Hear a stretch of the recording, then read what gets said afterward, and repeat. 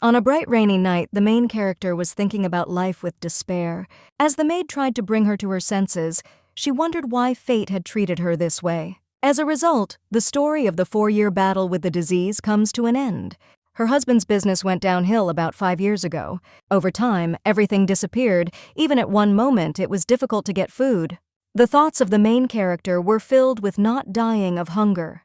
But even when eating bread, the lady tried to maintain elegance and adhere to etiquette. At one point, her strength left her so much that even the fork became difficult to hold. The girl sat down on the floor, touching it with her knees to pick up this unfortunate piece of bread. But she could not even think that she would be on the verge of death due to a lack of money for treatment. She regretted that she had been very stupid. She was already 30 years old. She had lived her second decade in darkness and was dying unjustly. The maid convulsively held the main character's hand and tearfully asked her not to leave this world. Miss inquired if the Earl had arrived, but the maid said that the messenger was on his way and that he should arrive soon.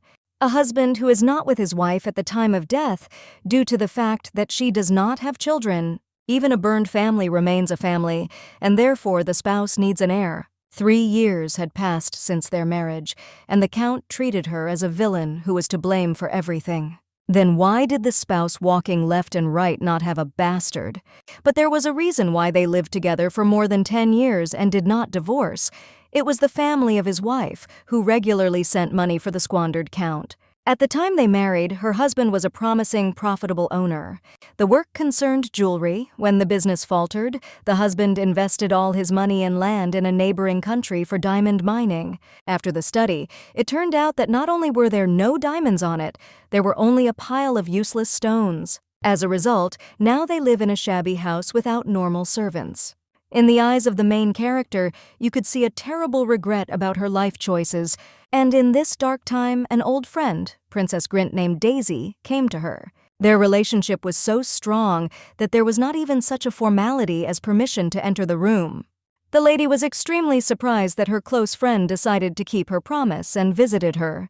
Seeing how Sienna was suffering from illness, the princess asked not to overstrain herself so much. It was very ironic that it was Daisy's family that took over the enterprise of the main character's husband. Earl Moore, Grint's brother, was engaged in jewelry like her husband. It was he, seizing the right moment, who absorbed the business of his friend's husband and expanded his influence. The situation seemed very strange, but everything exactly like this was bound to happen. The main character was glad to see her friend, because she was extremely lonely here. Although Sienna was worried that the disease could be transmitted, the girl did not care. Shedding tears, Daisy cursed at her friend who did not dare to ask for her help to call a doctor.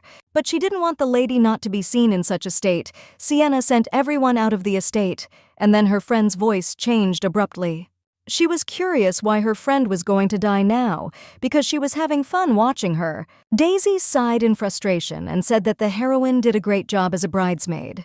Remembering, her friend treated her as her own maid of honor due to the fact that she was higher in status. Due to the fact that one was the wife of a marquis and the other of a count, so success in life was completely opposite for both. Sienna did not understand what the Marquise was talking about, and she only said with a smile that it became much easier for her to talk when she became sure that her friend did not have long left. Daisy was amazed at her friend, since she herself would not have been able to hold out so long without money and fame, and her husband again went to women. Noticing that her husband was very gullible, the princess said that they made a funny couple, a naive wife and an unscrupulous husband. Seeing that Miss didn't understand, Daisy reminded her of the mine her husband had bought 5 years ago. So this tip was from her family, the County of Moore, since Sienna herself told her about her husband's debts. So Brother Daisy spread that diamond rumor and borrowed funding, and the outcome was already known. People's attitudes towards her have changed dramatically due to the spread of rumors about her that the cough is highly contagious. The friend knew perfectly well that, in fact, Sienna's disease was not contagious and safe for others. After these words, the main character began to cough violently until blood splashed out of her mouth. Looking at her blood-stained hand, Daisy was angry that she had been hurt. Noticing the lifeless body of the main character, the lady was a little upset. Looking at Daisy smiling, Sienna was disappointed because she considered her a true friend. She was offended so much that she wanted to get up and be indignant, but her body did not allow it. She felt that now, at last, the time had come for her painful death. But suddenly, the miss woke up when morning had already come and tears were streaming down her cheeks. The lady did not understand what kind of paradise she found herself in, where the day was in full swing. Sienna heard someone approaching her. She couldn't figure out who in heaven knew her, but it turned out to be Daisy. The main character immediately stood up with excitement as she recognized the voice of her friend. In front of her was the same traitor who looked excited. Seeing Sienna lying down, the lady hastened to approach her and help her up. The main character did not say a word and was completely shocked by what was happening. The girl could not believe that her friend went to heaven with her, which is why she screamed sharply. Daisy hurried to signal to the other people, pointing to their location. A maid and a young man in expensive clothes ran to them anxiously. Sienna sat on the ground, confused, unable to figure out why everyone was here, since she was the only one who had died. Daisy was adjusting her hair, which was climbing into her face from the wind, and wondering if the heroine was okay. The girl was outraged by the lady's courteous attitude and remembered how she smiled when she died. Thinking that her friend had just humiliated Sienna to the bottom, so she asked why the hell she had forgotten here. The whole company that had gathered around the girl was shocked by such words, and Daisy did not understand why she was being reacted to so angrily. The main character repeated what kind of goblin she had forgotten in paradise, but for her friend, such a question sounded ridiculous that she fell into a stupor.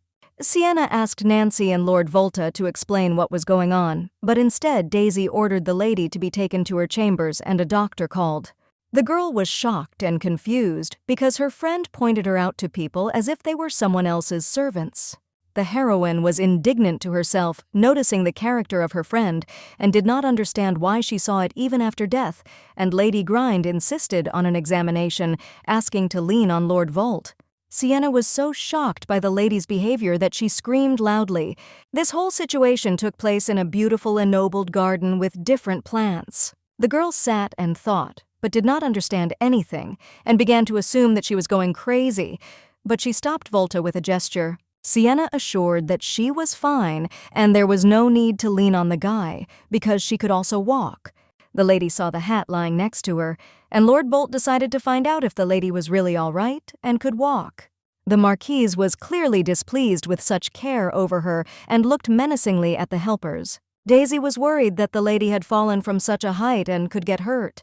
Sienna looked at her in bewilderment and then around, wondering where she had fallen from, in shock. The friend pointed her finger in the direction of the tree and said that she climbed for the handkerchief and then fell from there.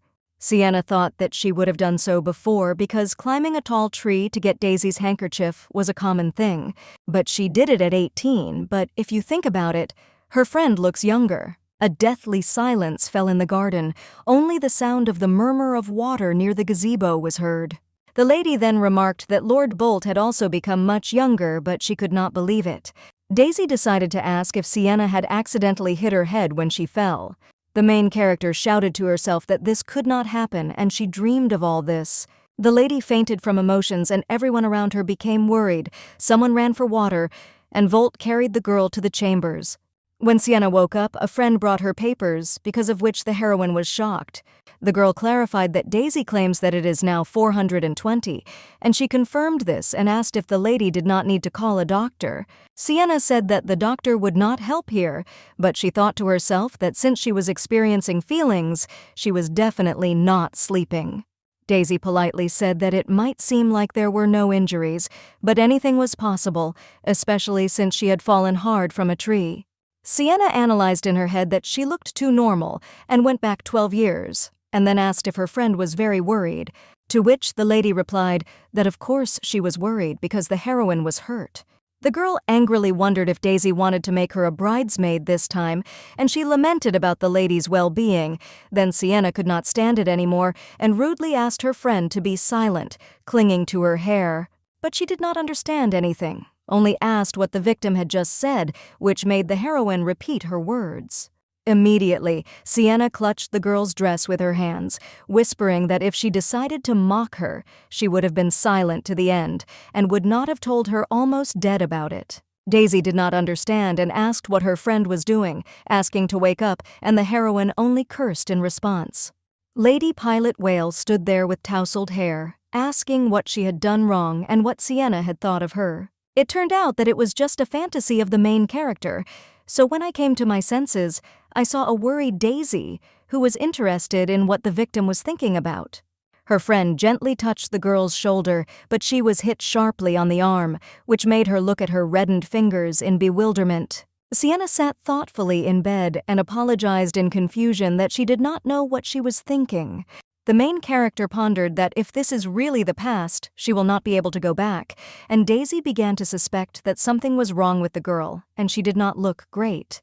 The lady noted to herself that, unfortunately, everything was fine with her head, and she would like to grab her friend's hair, but she put on a smile, assuring her that everything was fine with her, so her friend could leave. Lady Grind looked thoughtfully at the wounded lady, wondering if she could be left. And Sienna, sitting in bed, thought that she was now 18 years old, and from about the same moment everything went awry. The girl was afraid that those painful times would repeat themselves again, and what was her fault that everything turned out this way, but her thoughts were interrupted by Daisy, who called out to the heroine. The friend decided to tell the latest news, and the heroine was dissatisfied with everything that would happen next. Daisy had asked to go to the Marquis Nelson with her, and the lady was wondering whether or not she should live as she had then. Grind enthusiastically told that she had decided to have fun with the Marquis and was already counting the days until the trip, and the heroine was thinking about whether she would be able to change her life. Sienna smiled, agreeing to the trip, and thought to herself that she was no longer so naive and would not allow herself to be deceived. After a while, the girls rode in a beautiful, large carriage, enjoying the autumn landscapes. Daisy asked to look at the sky because it is so beautiful, but the heroine was in a bad mood. There were legends that there was a magic key in the Marquis's castle, in which anyone could see their partner if they looked into it at midnight. My friend smiled dreamily and thought about who she would see in this pond. Many visitors to the castle behaved in the same way, as they were curious if the rumor was true and who they would see. The main character thoughtfully propped her cheek with her hand and muttered that she did not even know who her friend would see.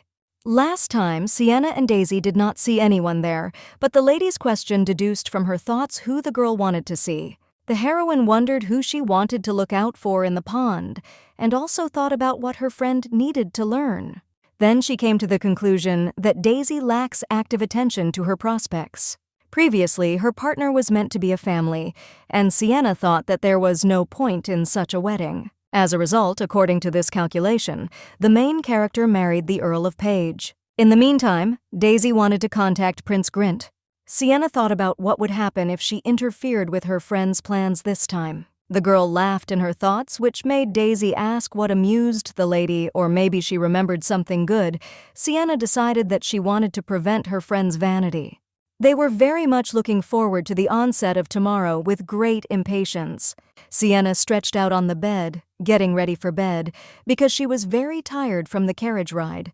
But then Daisy came into the room in a nightgown and a lantern in her hand. The behavior of her friend greatly outraged the heroine, because she did not even ask if it was possible to enter, because she came with an offer to walk to the pond at night.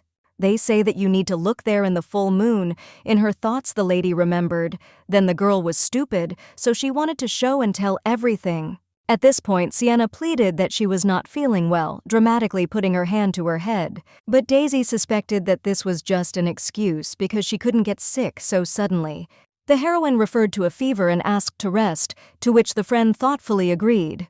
Left alone in the room, the lady smiled maliciously. Everything was going according to plan.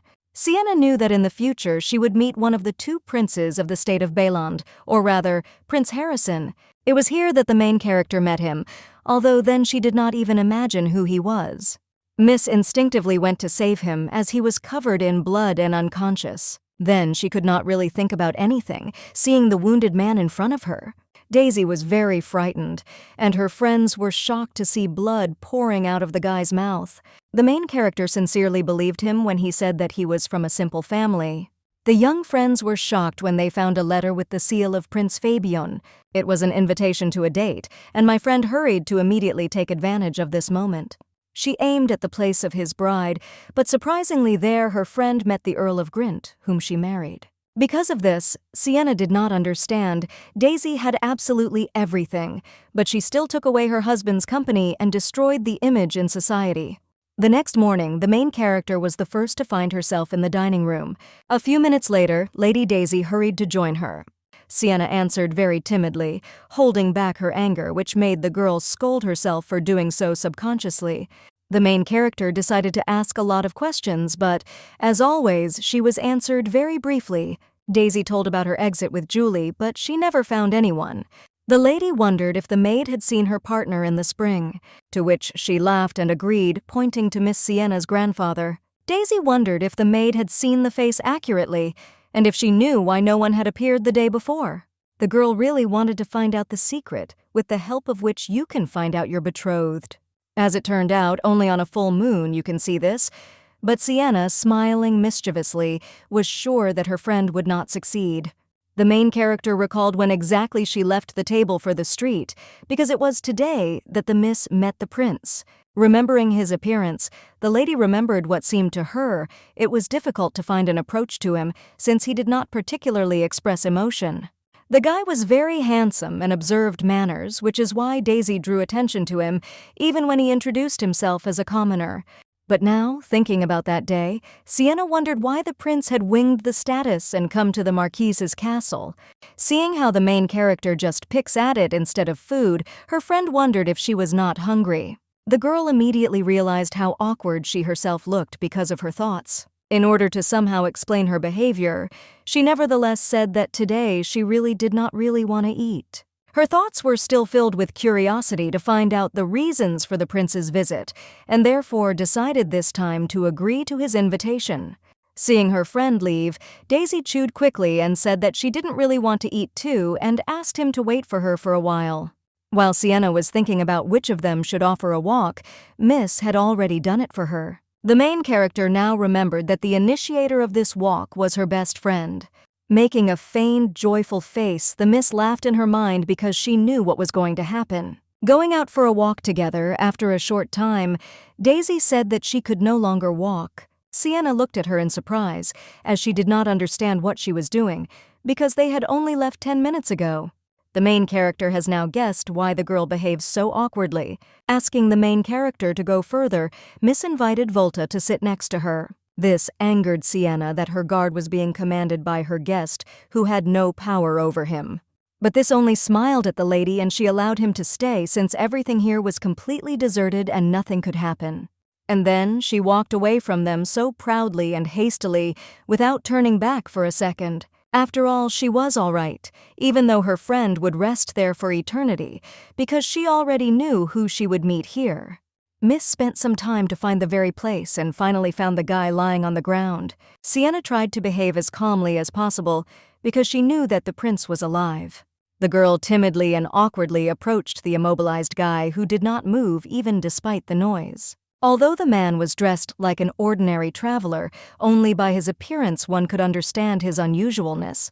The lady understood that she could not help on her own, and therefore called her guard.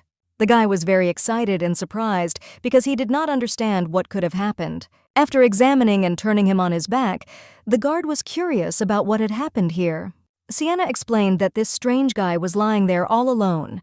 Due to severe wounds, they decided to carry the man to the castle, and the lady, pointing to the hoofprints, assumed that the unknown man was on horseback. Deciding that the man had fallen from his horse, the main character asked to carry him to the castle as soon as possible. Despite the fact that it was very difficult for Daisy to walk, she still managed to run up and ask what had happened. Not receiving an answer, I began to look around and noticed a strange guy whom Bolt was carrying. Noticing the blood flowing down the prince's face, the girl was very shocked. Because of her fear, her best friend took a careless step and stumbled. The main character was dissatisfied with the fact that she herself intuitively caught her. Because of this, she immediately hurried to remove her hands, and the lady continued her fall. Ignoring this, Sienna hurried to follow her guard to the castle. Daisy, having received a bump in getting up, did not understand what was going on here at all. In the past, the main character constantly reassured her friend and said that everything would be fine. But looking at her, now the miss could hardly restrain herself from giving the two-faced girl a couple of slaps in the face. Daisy, holding her aching head and resting on her friend, worried that their unknown person had died.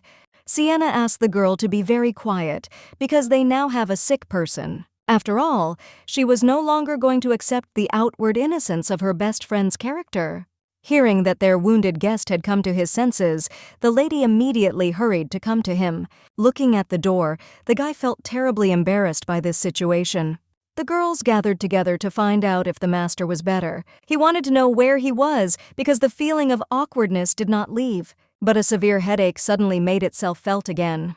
His mother explained that he was now in the castle of the Marquis of Nelson, and that the old lady in front of him was the mistress. She also explained that her guys found the wounded man on the street and brought him into the house. Looking at the insanely handsome guy, the main character felt very embarrassed. After understanding the situation, he still decided to introduce himself and called himself Logan. But this name did not stipulate anything, because in social circles he is known as Fabian Harrison. Matushka hurried to leave the newlyweds so that they could talk and get to know each other better. Despite her age, she quickly left the room, which surprised the girls. Daisy decided to find out what fate this handsome man had brought to them. He explained that he travels to different parts of the kingdom and came here from the Walton region. This time, as Sienna had assumed, the prince had some plans of his own, which made her even more perplexed.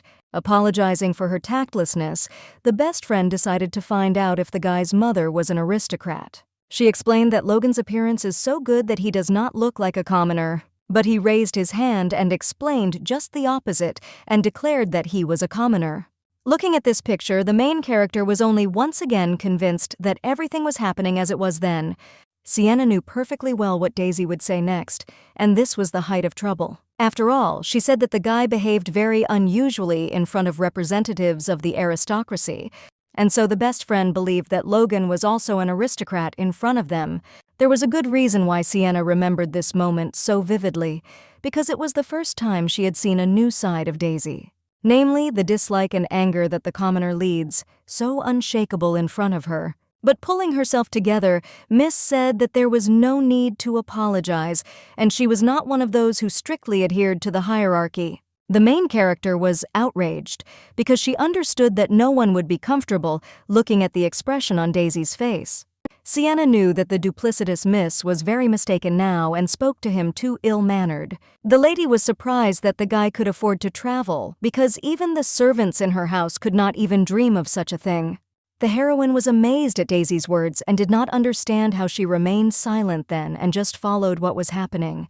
And so Sienna wondered if the guy liked Walton and also wondered where he was going to go next. Daisy grabbed the guy's hands and asked him to rest and stay here, and also stated that she was the one who found him. The main character was shocked by such great impudence of her duplicitous friend. Both then and now, Sienna noticed that Daisy was saying strange things, but she didn't have the courage to raise her voice and ask her. And my best friend, realizing this, naturally continued to take advantage of the opportunity. Looking at the satisfied and unshakable smile, the heroine was filled with anger. And therefore, taking her by the shoulders, she reminded her that while Sienna was saving the guy, her friend lost consciousness from just one sight of blood. Looking at Daisy's expression, it was immediately clear that she hadn't expected to hear something like this. But when she calmed down, the miss pretended that this did not happen and said that her friend had mixed something up. Amazed at her expression-changing skills, Sienna pointed out that while she called for help, she was inactive. And she definitely did not rush to run up when they were about to leave. After seeing the blood, she was very frightened. From such words, Daisy felt terribly awkward, because all this was happening in front of a stranger.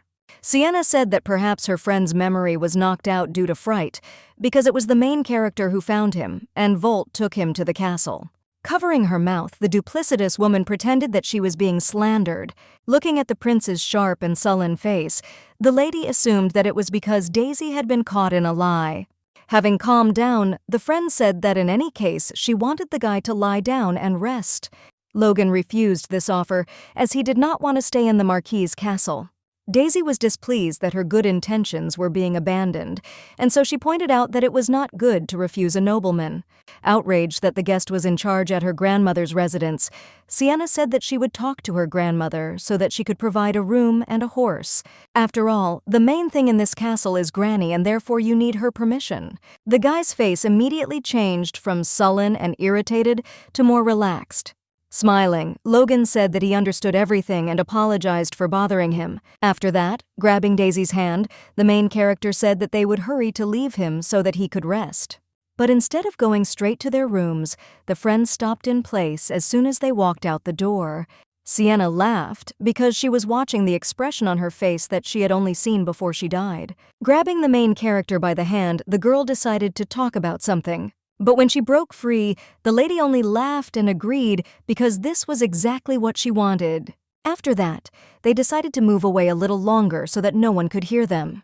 Daisy, folding her arms and making a displeased face, was building up a heavy atmosphere. But this could not frighten her, for Sienna had lived 30 years in suffering and had seen a lot, and her friend was only 18. Duplicitous asked what was happening, which made the main character surprised that she had been frightened by such things before. Therefore, now she answered absolutely calmly that she did not understand what was wrong now. Daisy pointed out that she had been greatly embarrassed right in front of that handsome guy, and she wanted to know if Sienna didn't like it so much that she lied about the rescue. But the heroine, to her surprise, confirmed her pleasure with a smile and confidence, which infuriated the miss. Noticing anger and irritability, the main character gloated because she understood that they were waiting for a completely different reaction. To finish her off, Sienna pointed out that Daisy had done nothing but fainted, thus only interfering with help. From such a confident rebuff, the lady was extremely shocked. Because of this, she was only able to make a menacing look and say the name of her friend loudly. But the main character was more and more amused by this situation. In order to somehow get out of it, Daisy pointed out that she was the only friend. Then she gently straightened Sienna's hair, which made her extremely embarrassed. With a smile, she said that you can't do this to the only person close to you. The main character was surprised that this particular nature would now crawl out in front of her. It was quite strange that in the past, Sienna couldn't communicate with anyone but her. Therefore, smiling, the girl pointed out that they were now in the Marquise's castle. Daisy pretended that it didn't matter where they were because she knew perfectly well that this was the castle of Granny and her friend. But Sienna pointed out that the miss really did not understand, since she had dared to be the first to offer a room and a horse. The main character showed that the girl will have to endure once she plays at nobility itself. And then there would be many things that would not go according to plan, and now Miss did not know how to get along with her now. The next day at the table, Sienna wondered what she had been worried about yesterday. Because of this, the main character absolutely did not touch her food. Daisy, in order to break the silent atmosphere, decided to ask about the magic spring. The main character was outraged by the fact that her only friend again behaved as if nothing had happened. Logan said in a completely calm and cold tone that she had not heard anything about him. Daisy offered to accompany her on the way there because she thought he should be curious. But unfortunately, her ideal plan failed. The prince's face and look were completely indifferent. Sienna was sure that such a guy would not be interested because she knew that he was not a traveler at all. Granny apologized, brought breakfast, and said that she should have gotten up earlier because today was the day of taking care of the estate. To help Grandma, the lady jumped up and said she would help with the delivery and set off with the butler and Daisy. The lady tried to refuse and said that she was going with the servants and therefore her presence was not needed. While the main character insisted on a trip and help, the grandmother denied in every possible way because she did not want to strain such young girls. And at that moment, Logan, in order to resolve the situation, got up from his seat and announced that he would go with them. Sienna was embarrassed because she did not expect such an initiative from the prince. Noticing their looks, the grandmother nevertheless agreed and promised that lunch would turn them on the road. And after breakfast, they began to actively prepare for the trip. Logan was already actively talking about something with the butler, who was waiting for them at the carriage. Daisy wondered if it was true that they were going to go together, but Miss corrected that it was the three of them, as there would be a butler with them. The main character once again offered to go with them, but she knew the answer perfectly. A friend refused the trip and wished her a good trip because she was too lazy to work. Therefore, smiling happily, Sienna asked for the time being that Daisy should rest in the castle. The girl approaching the carriage considered for a long time how they would go on their way. The main character was delighted that she would have to go on this one. Logan held out his hand and invited Milady to sit down beside him and then ride. Sienna did not dare to refuse such an opportunity, so she agreed. Slowly and with a slight trembling in her heart, she gave her hand to the Grand Duke. Looking at his face from the bottom up, the girl couldn't stop admiring him. After all, she had never noticed that Logan's face was shining so brightly before. Because of this, climbing onto the carriage, the main character felt very embarrassed. It even seemed to her that the guy in front of her was turning an uncouth carriage into an imperial carriage. After that, sitting the girl next to him, he hurried to take the rope in his hand, and looking at the face of the main character, gently and carefully announced the departure. Because of such a gaze and voice, Sienna felt terribly uncomfortable.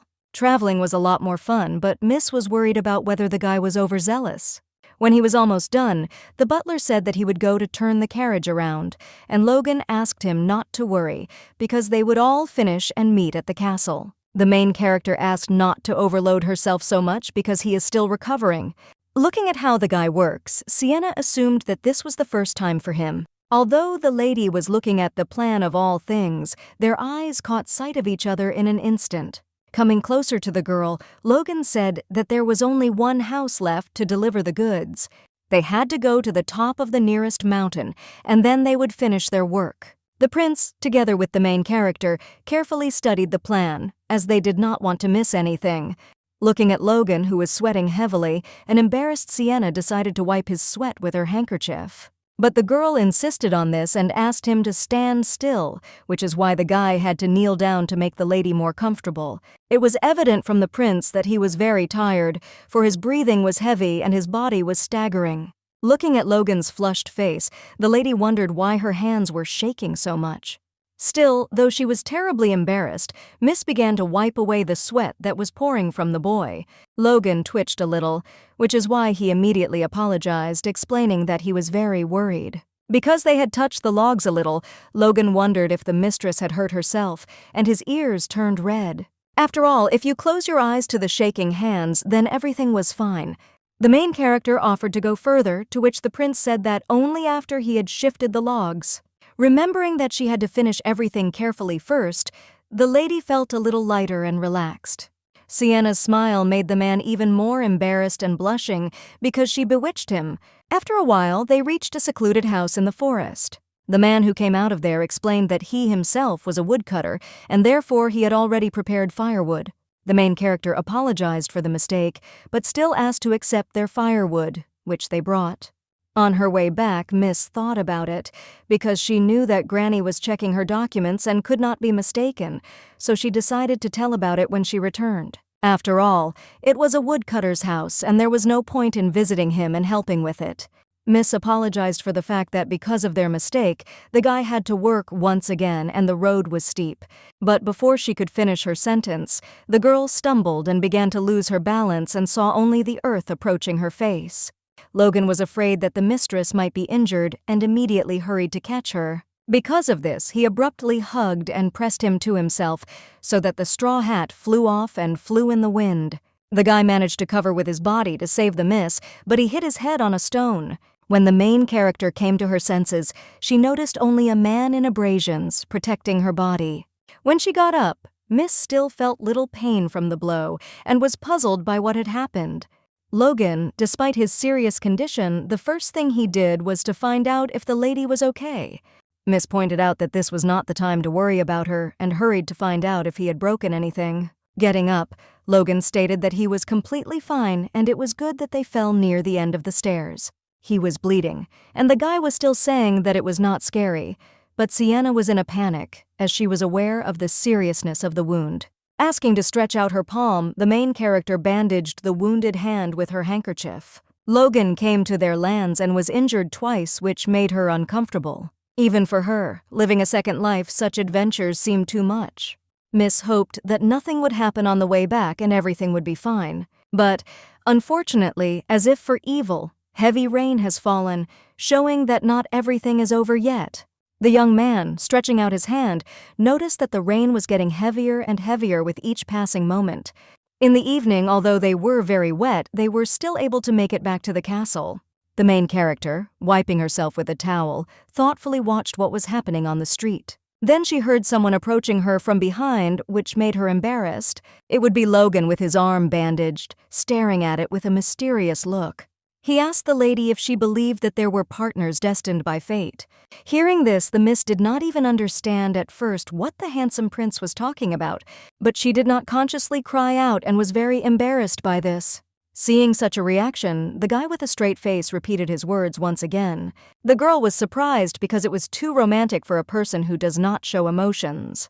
Miss said she would marry someday, as long as she avoided Earl Page. And the miss wanted to try herself in investments this time, and then asked if Logan believed in it. Not receiving an answer, the miss smiled and pointed out that it was difficult for him to answer this question either.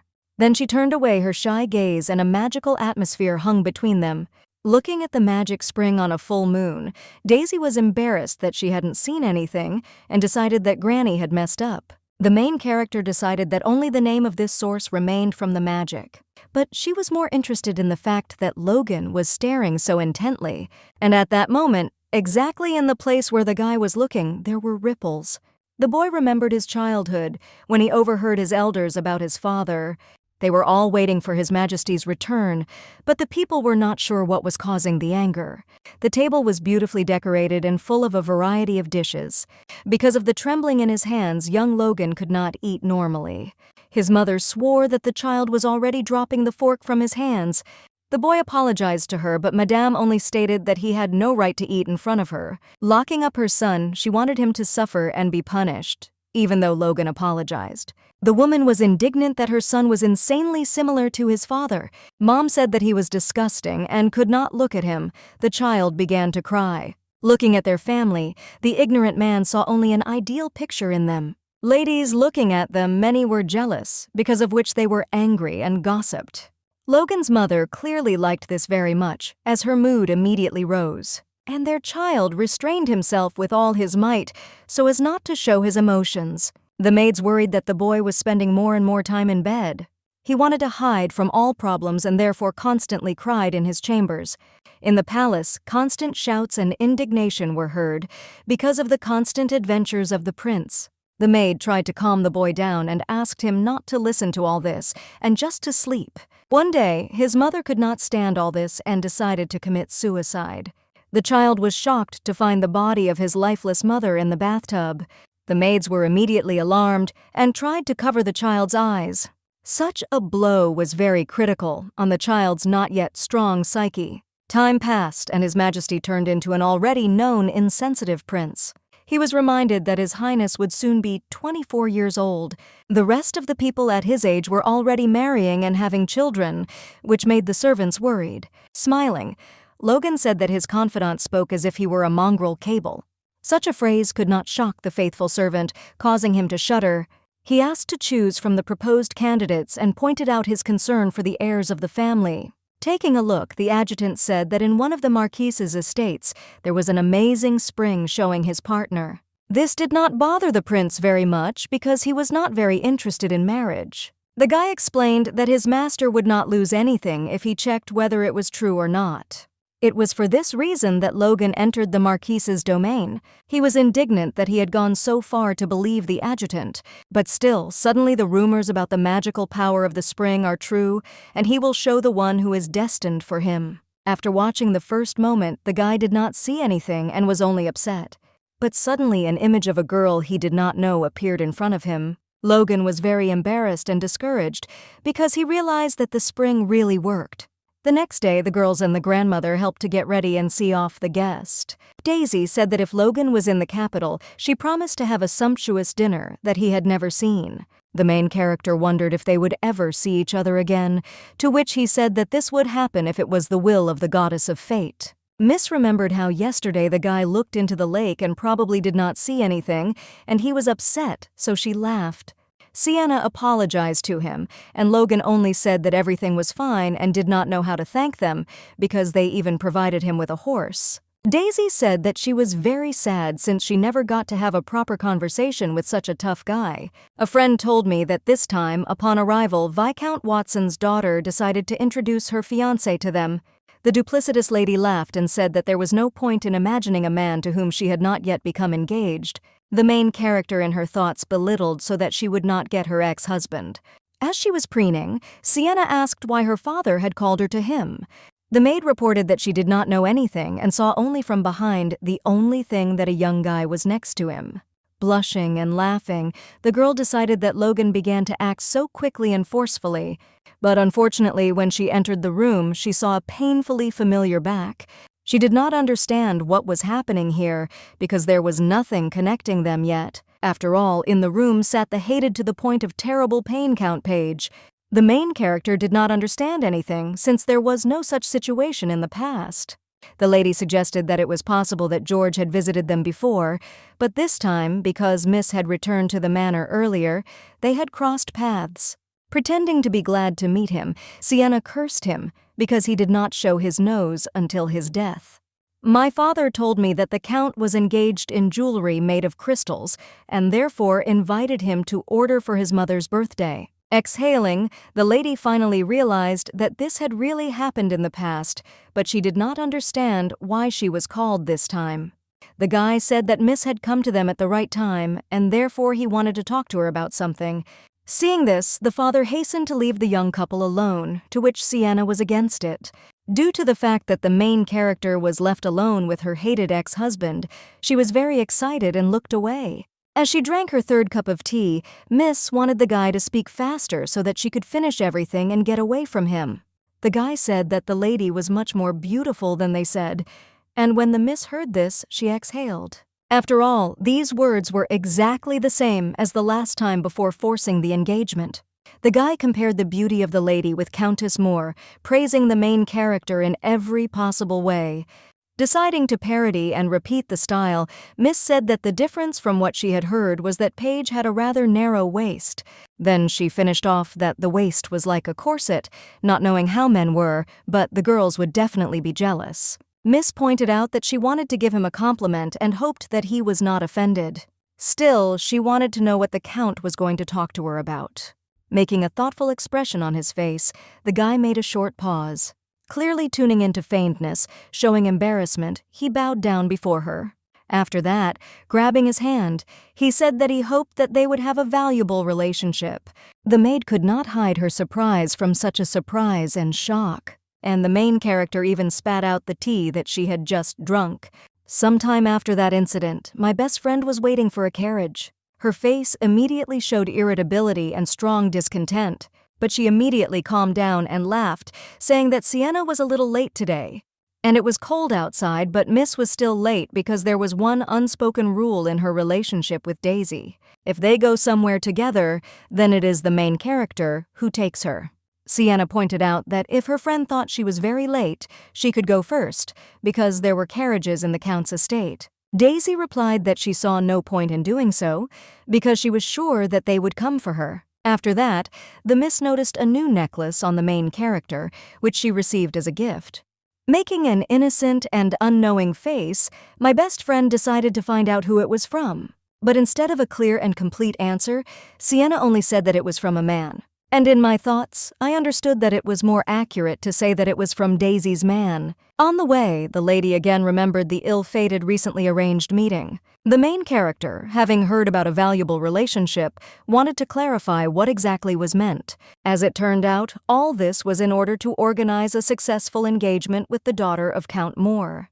The guy said that he really wanted to learn as much as possible about Daisy, because they share more with friends than with relatives. He was curious about what jewelry she liked, what bouquets were better to give.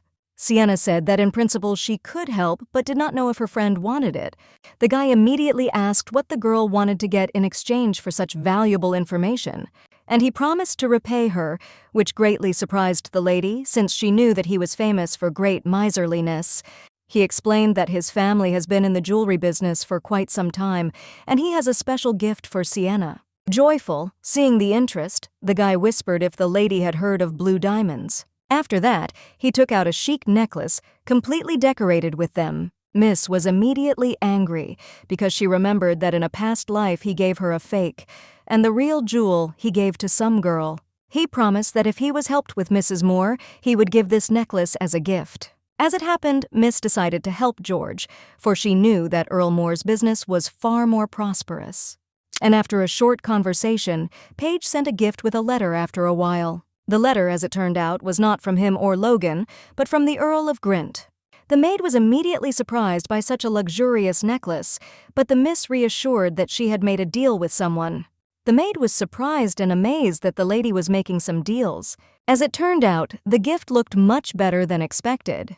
The maid immediately offered to try it on, after which she was insanely happy, as if it were her gift. When the maid found out that George had given her a fake, she cried as if it had happened to her. Taking the lady's hand, she declared that she was obliged to put on the necklace and meet the other ladies. The main character joked that in fact, Nancy should say that her mistress is the most beautiful. Sienna understood that Grint's beautiful daughter would be at this reception, and also the hated doll-like beautiful Daisy, who always overshadowed her. Although the lady was reluctant to go there, Nancy said that it was better to have many friends than one. Sighing, the main character decided to try, because you need to have the courage to have new connections. And so it was that they went together to see Earl Grint. Daisy was surprised that her best friend had a man. Sienna began to actively promote and hint that it would be good if her friend had a relationship with Count Page. The main character said that she met with the Count when her father invited him to discuss a gift for her mother. Although the lady praised her, in her heart she was extremely disgusted to talk about what you don't really think about. Daisy, on the other hand, decided to turn the needle upside down and said that Sienna thought the Count was more interesting than she was. And so having closed this topic, they finally arrived at the estate of the Earl of Grint. They were hastened to be greeted by the main organizer in a beautiful red dress. Grint's daughter was elegant and smartly dressed, which greatly attracted people's eyes. Chloe was the older daughter of the Grints, as well as the daughter-in-law of the Crown Prince. Miss noticed that the girls looked like sisters because they were always and everywhere together. The main character did not like this and wished to be unsticky because she came here to make new friends. Both girls represented two diametrically opposed sides. No matter how well Daisy lived, a clear line was drawn between the counts and princes. Chloe told me about her new necklace, which she made for herself. Pointing out how bright Mrs. Grint looks, Daisy said that it would be better for Miss to have a more luxurious design. Sienna was amazed at how much her friend showed her displeasure in front of Grint. Daisy then pointed out that she believed that the princess would have liked larger sapphires. From this boring conversation, the main character began to yawn because she was absolutely not interested in him. Chloe pointed out that blue diamonds on necklaces are much more significant than sapphires, which is why she indicated her disappointment because she showed a deeper knowledge of fashion with Daisy. Then she pointed out that Mrs. Nelson also had a necklace made of these stones. Because of this, the best friend, showing her surprise, sighed long. The main character was surprised because she expected much less attention. Count Grint's estate became more and more noisy as time went on. And around Sienna there were a lot of girls paying attention to her, but the lady did not understand why her friend looked at her like that, which is why she assumed that she was deliberately framed like this. This was not true because the miss had told in advance that she had received this gift from a man. Daisy laughed when she came to her senses and said that she knew very well about blue diamonds because Mrs. Nelson wears them. Seeing the anger, Chloe pointed out that it was natural for Mrs. Moore to know such things. Her friend looked at her with a very tense look. It was a kind of request to play along with her. But instead, the miss, on the contrary, decided to play neutrally, which is why Chloe frankly began to enjoy the moment. One of the guests noticed that Mrs. Moore was wearing a new dress today, to which she proudly declared that this dress was from Madame Taylor's atelier. At first, they believed her, but everyone knew that you need to order a dress almost a year in advance, so there were doubts. Sienna said that Moore may have mixed it up because she was refused in this atelier and had to order elsewhere. Noticing the admiring smile for the third time, the main character made sure that she was being watched. Due to the fact that the girls began to actively gossip and laugh, Mrs. Moore felt ashamed. And in order to somehow get out, she said with a straight face, that perhaps it was so. Supporting her, another madam said that it made no difference where the dress came from. The main thing was that it went very well.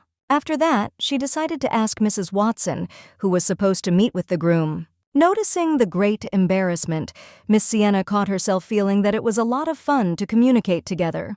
And now she wondered more and more why she used to sit as if she had taken water in her mouth. And so the evening passed, slowly, very merrily, until it was evening. Daisy said that she could not be seen off because she decided to go with Thurman. But the main character said that there was no point in scaring her so much because she did not declare that she was seeing her off. Chloe was just blessed with happiness, seeing the conflict of her former best friends. Nancy was puzzled by the angry reaction to Count Page's new letters. She was surprised, for it seemed to her that the lady was expecting letters from him. Miss said that even if the Count liked her, she didn't like it at all. The main character was upset that she raised her voice at her gentle Nancy, and therefore hurried to apologize. Wiping away the maid's tears, the Miss suggested that they go for a walk together to eat something delicious. But before she prepared for the walk, Miss asked me to burn the letter, and after a while the girls packed up and got out for a walk. The maid asked if her mistress wished to dine on anything. As the girls discussed what to eat, Bolt noticed a familiar face. Pointing to the man, he asked if it wasn't the boy Logan in front of them. The main character was very embarrassed and began to look in the direction in which Bolt indicated. The guard recalled that he said that he was traveling, and finally he got to the capital. It was natural that Logan drove into the city, and due to the fact that the clothes had not changed, everyone continued to consider him a commoner. In the moment, while in the crowd, their eyes crossed and they looked at each other. The guy could not take his eyes off the girl in a new chic red and white dress. But instead of doing anything, he just turned away and didn't even say hello. Such strange behavior could not go unnoticed, which made the lady uncomfortable. She did not understand, since they had spent time together in the Marquise's house, so she did not see any reason why he pretended not to notice her. The servants immediately chewed for the mistress, who immediately jumped off and began to look for the guy. Bolt said that he saw exactly the direction in which Logan had gone, and therefore decided to look for him there. The girl did not believe that the guy pretended not to see her. Because of this, they went together to actively look for their recent acquaintance. As it turned out, Lord Logan was already standing in the deserted street waiting for her. Apologizing for being a little confused, Miss decided to find out how he was doing. Smiling and approaching the lady, the guy said that the goddess of luck had arranged for them to meet. Taking a closer look, the main character noticed that the prince was embarrassed. The embarrassed guy said that he wanted to thank the lady for what was done for him, and he also had a request.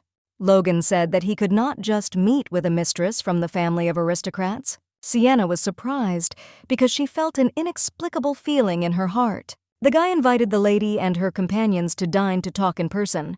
Surprisingly, Logan ordered a lot that the table was varied and quite rich.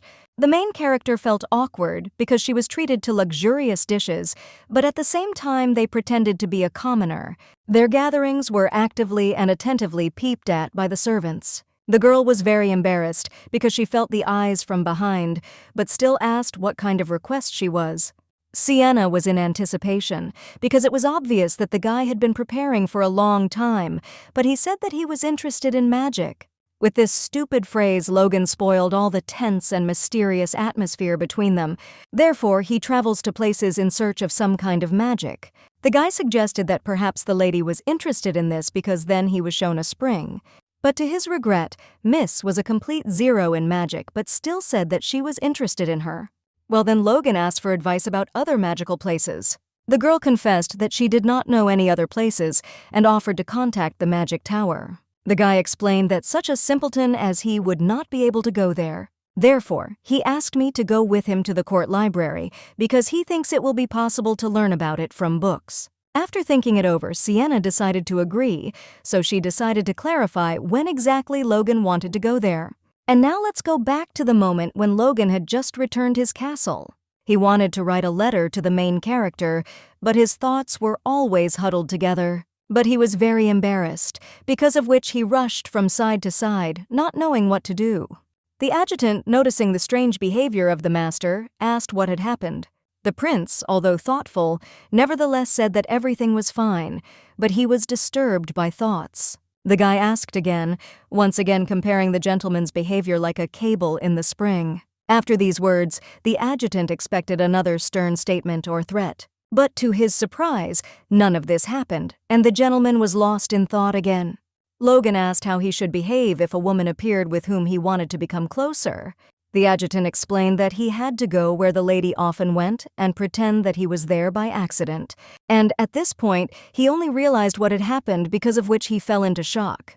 Then he noticed a smile on his master, who put on a cloak and set off. The guy went straight in this form to the street, where, according to his guesses, the lady should be. Days passed, and every day he came until that long-awaited moment came. The main character was insanely embarrassed by Logan's strange behavior at the beginning. That is why it happened that the prince was expecting his girlfriend. There was nothing in his eyes except the awkwardness and embarrassed face of the main character, and her smile was literally bewitching the boy's callous heart. And again, for the second time in a day, he watched such a beautiful sight.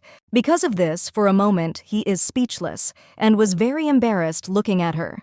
Confused, the guy explained that he did not expect that the mistress would listen to the nonsensical requests of a person. Miss did not understand why the guy belittled himself so much, and it was strange that no one recognized the prince. Thoughts ran through Logan's mind that Sienna was insanely beautiful. After a while, from that amusing moment, the lady met again with Count Page. The guy complained to her that lately Mrs. Moore has been constantly busy, which is why it is not possible to meet with her. Remembering the recent meeting, the lady advised me to pretend and organize as if we had met by chance. When the day of going to the library came, Sienna told the guy that she liked bookstores more than libraries, because you can get addicted to the smell of books. Noticing the incomplete smile, Miss asked him to do it more openly like she did. Both their romantic and funny atmosphere was unexpectedly spoiled by Daisy, who happened to be walking here with her friends. Showing her resentment for the past, she pointed to Sienna's flippant laughter. Seeing Logan, the girl asked when this guy arrived in the capital. Daisy said she was glad to see this guy, but she didn't understand why he was with her friend. Laughing, the girl decided that the traveler needed to explore something, and he accidentally stumbled upon Sienna. The girls were extremely amazed by the beauty and grace of this stranger. Daisy asked to introduce the lady to the man next to the main character, whom they met when they went to the Nelson estate. The girls were excited and delighted by the Daisies who were able to meet such a person while traveling. This was not an exaggeration. In his entire life, you will not find a person as well built as Logan. The girls immediately surrounded the guy, leaving the main character behind, creating awkwardness. Realizing that with such a staged speech, it is very difficult for him to behave like a commoner. Therefore, pulling the guy by the clothes, Sienna said that they were going somewhere and would see each other later. But Daisy caught her friend by the hand and said that it was not very good to leave them like this, only to meet them. But the main character did not hesitate to immediately refuse such an offer. Squeezing her hand tightly, the duplicitous friend hurried to take her aside. Daisy said that she offered to drink just tea, and it would not hurt the guy in any way because she was sure that he would not be able to spend time anywhere in the company of 4 aristocratic women. Miss pointed out that she and Logan had plans, and he ignored them, which made her curious as to why they had become so close and why she cared so much about him. She assumed that it was all because she liked this guy, because it was suspicious that they had a personal agreement. Daisy said that the boy was really handsome and it would be great if he were an aristocrat. But having listened to the vain madam, the main character said that she would leave her once she had finished speaking out. And if she didn't even finish, then Sienna asked to continue the conversation next time. The guy breathed a sigh of relief when he noticed that the girls had stopped bothering him. The main character noticed how Daisy's friends began to actively gossip about something. Noticing that they had been left behind, the miss, as if nothing had happened, said that it was time for them to go to the library.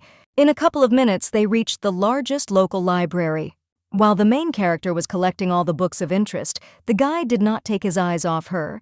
Having collected a whole stack of books, she wondered if it would be enough, and also said that she did not endure something else because it was very difficult. Looking at the stacks of books that had almost covered him, Logan felt awkward, but before she could say that this was enough, Miss went to get some more books. Because of the running, as well as because of the heavy book in her hands, the girl was out of breath, and sweat began to spread down her body. Watching the main character, the guy did not stop admiring her for a second. Putting down the last book, Miss asked if Logan had found anything. the guy said with a smile that unfortunately not yet. The lady noticed that the guy was still on the same page as he had been a little earlier, but he immediately clarified that he just didn't read very well. Such a phrase could not help but make the main character laugh, because the respected prince by definition cannot read badly. Together they sat in the library until dark, until the institution closed. Seeing the lady stretching because she was numb and yawning a little, Logan asked if the lady was tired. The guy said that there were much fewer places like the magic spring in the world. Realizing that Logan was very imbued with the spring, Miss said that if he looked for something better, he would find something. Joyful, he said that in this case they would be able to meet again. With a smile, Sienna said that she was glad that they hadn't read half of the books they had found today. A couple of days later, the main character again received another letter from the Count. Although there was a complete depression from the first line, the lady picked up important information that Mrs. Moore was going to an evening of dancing with Earl Parker. Remembering this event, it dawned on the girl that there was a strong fire in this estate. The main character recalled this significant moment when she was only 17 years old. The girl experienced a strong fear because she realized that everything would happen today. In order to somehow change that unfortunate essence, Sienna immediately called her maid.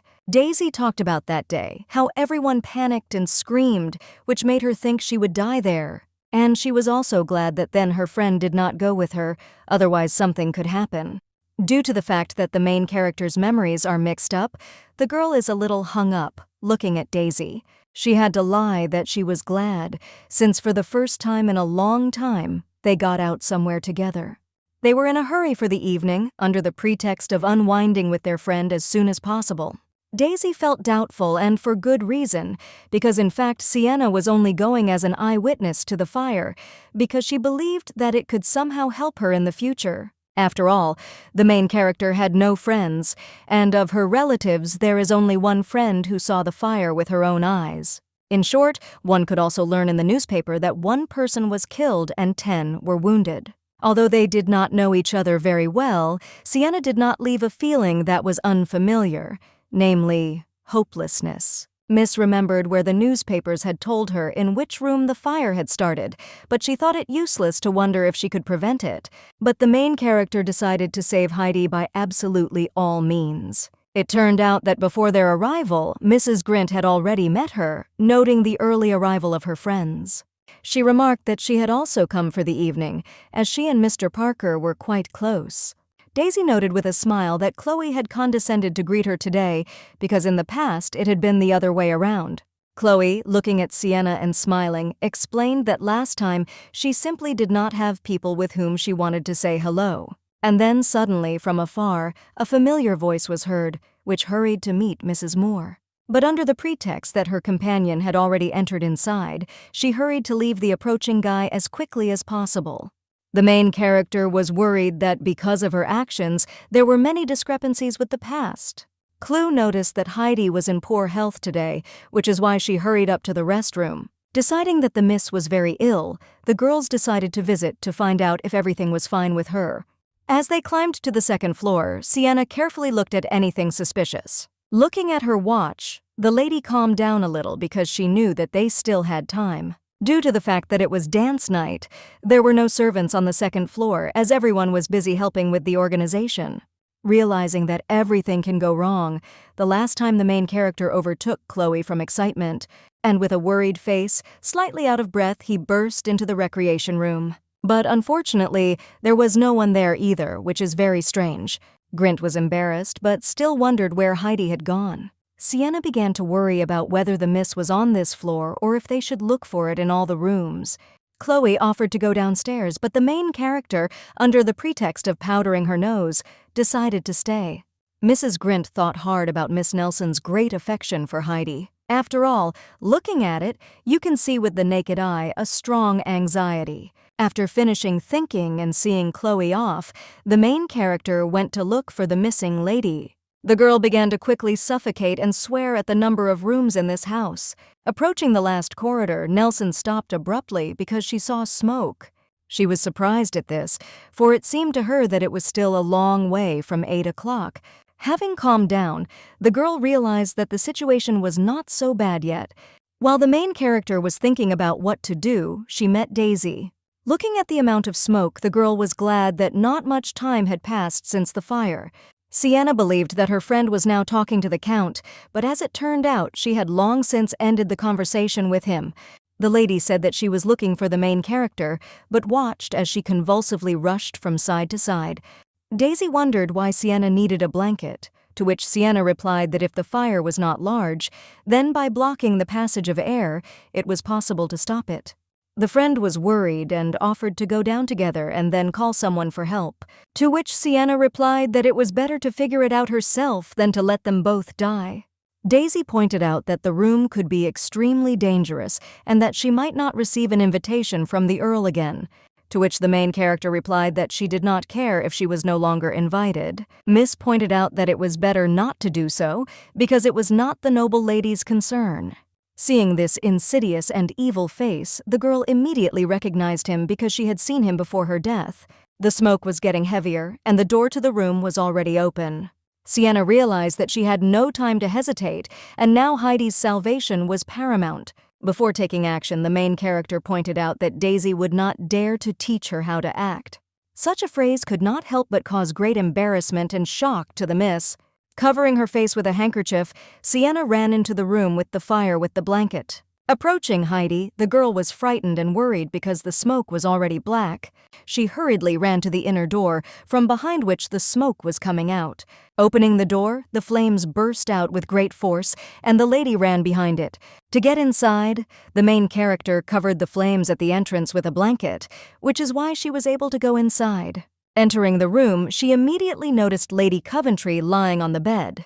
Sienna tried to shout, but there was no reaction. Realizing that it was impossible to leave it like this, the girl tore her dress. After many screams, Lady Coventry finally opened her eyes.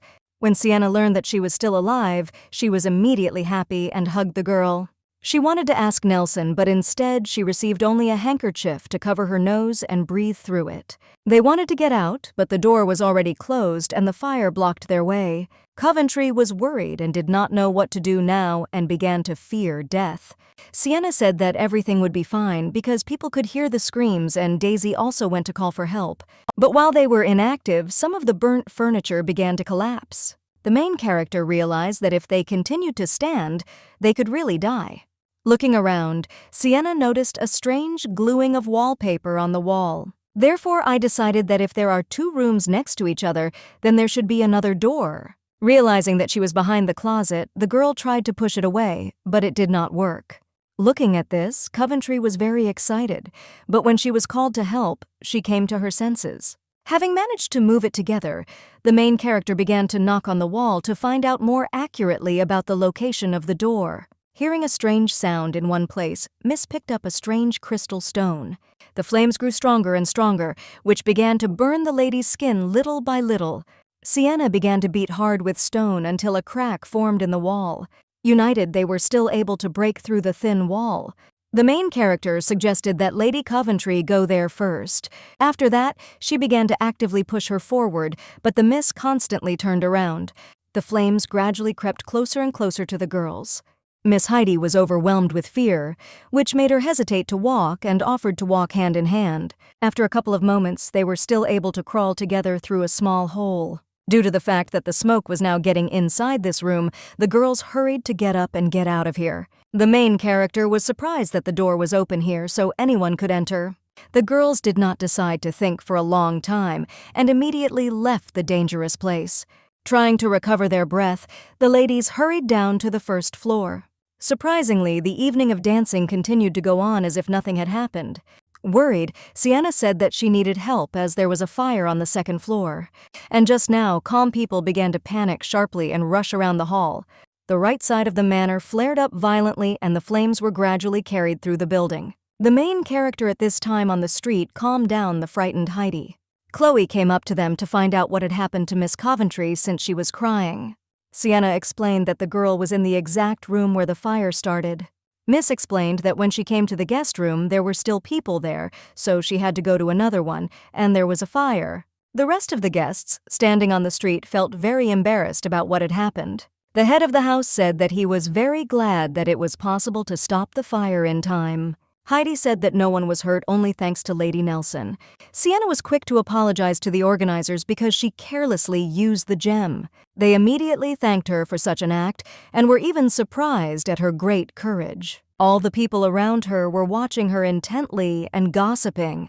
The two girls immediately rushed to hug Sienna and thank her for being alive and well.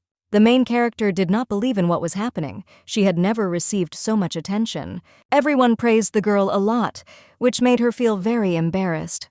Daisy decided to add her 2 cents too and declared a strong pride in her friend. Looking at her, all of Sienna's good mood vanished, for she had suspicious thoughts, and she told Madame that Daisy was with her, who should have called her for help earlier, but no one came. The girl noticed why no one came to her, and it was also strange that people did not understand that there was a fire inside the mansion. The Lord excitedly apologized to them for not noticing and singled out as a good reason that the door was locked. Sienna said it was very strange because Miss had left the door open when she went inside. As a result, Chloe voiced the assumption that someone closed the door from the outside. Because of this, the main character wondered if Daisy had closed this door, pointing out that they were talking before Miss Nelson came in and a friend tried to stop her. Chloe was worried, for she doubted that Daisy had asked her not to make a fuss. Madame noticed that it was just necessary to make a fuss to prevent a big fire in their house. Miss Grint wondered why Mrs. Moore had not told anyone about it. Making a pretty face, Daisy said that if all the smoke spread, the whole evening would turn into chaos, because most of the ladies were at the ball for the first time. Chloe remarked that according to this miss, the fire should have continued and everyone was going to die. Ms. Moore said that it was the first time she had encountered a fire, so she did not know what to do and was scared. Nelson said that it was also the first time she had encountered this, but still her friend could at least call someone for help.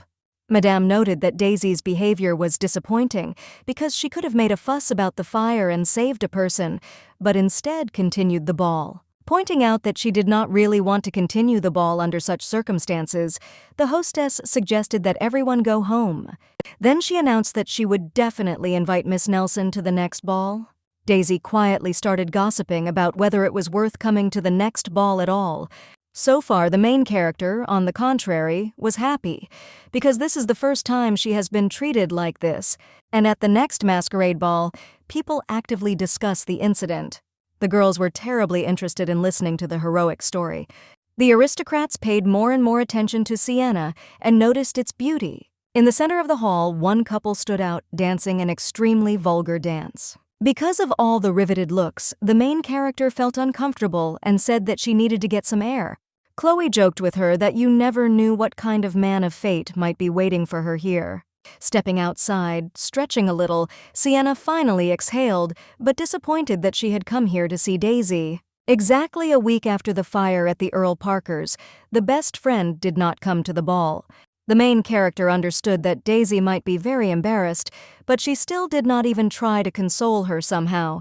At a personal meeting, Sienna sighed and wondered why she had lost so much weight. Because of which, expressing her concern, she offered to eat a wonderful dessert. At the same time, the main character handed over an invitation to a masquerade ball. As an apology, Daisy decided to give her invitation, but Sienna didn't need to. After all, even without this, she was given a personal invitation, and while she was thinking, she did not notice how lost she was. The place where the lady wandered was extremely quiet and peaceful when she suddenly noticed 2 people. The girl understood that now was the time for her lovers to hide, so she thought to leave them alone. The main character recognized Lady Heidi and heard her address Percy. Thinking about it, there is only one person with this name among the nobles, and he is from the Grint family. Hearing a familiar voice, Sienna remembered that this was the man who had been Daisy's husband in a previous life.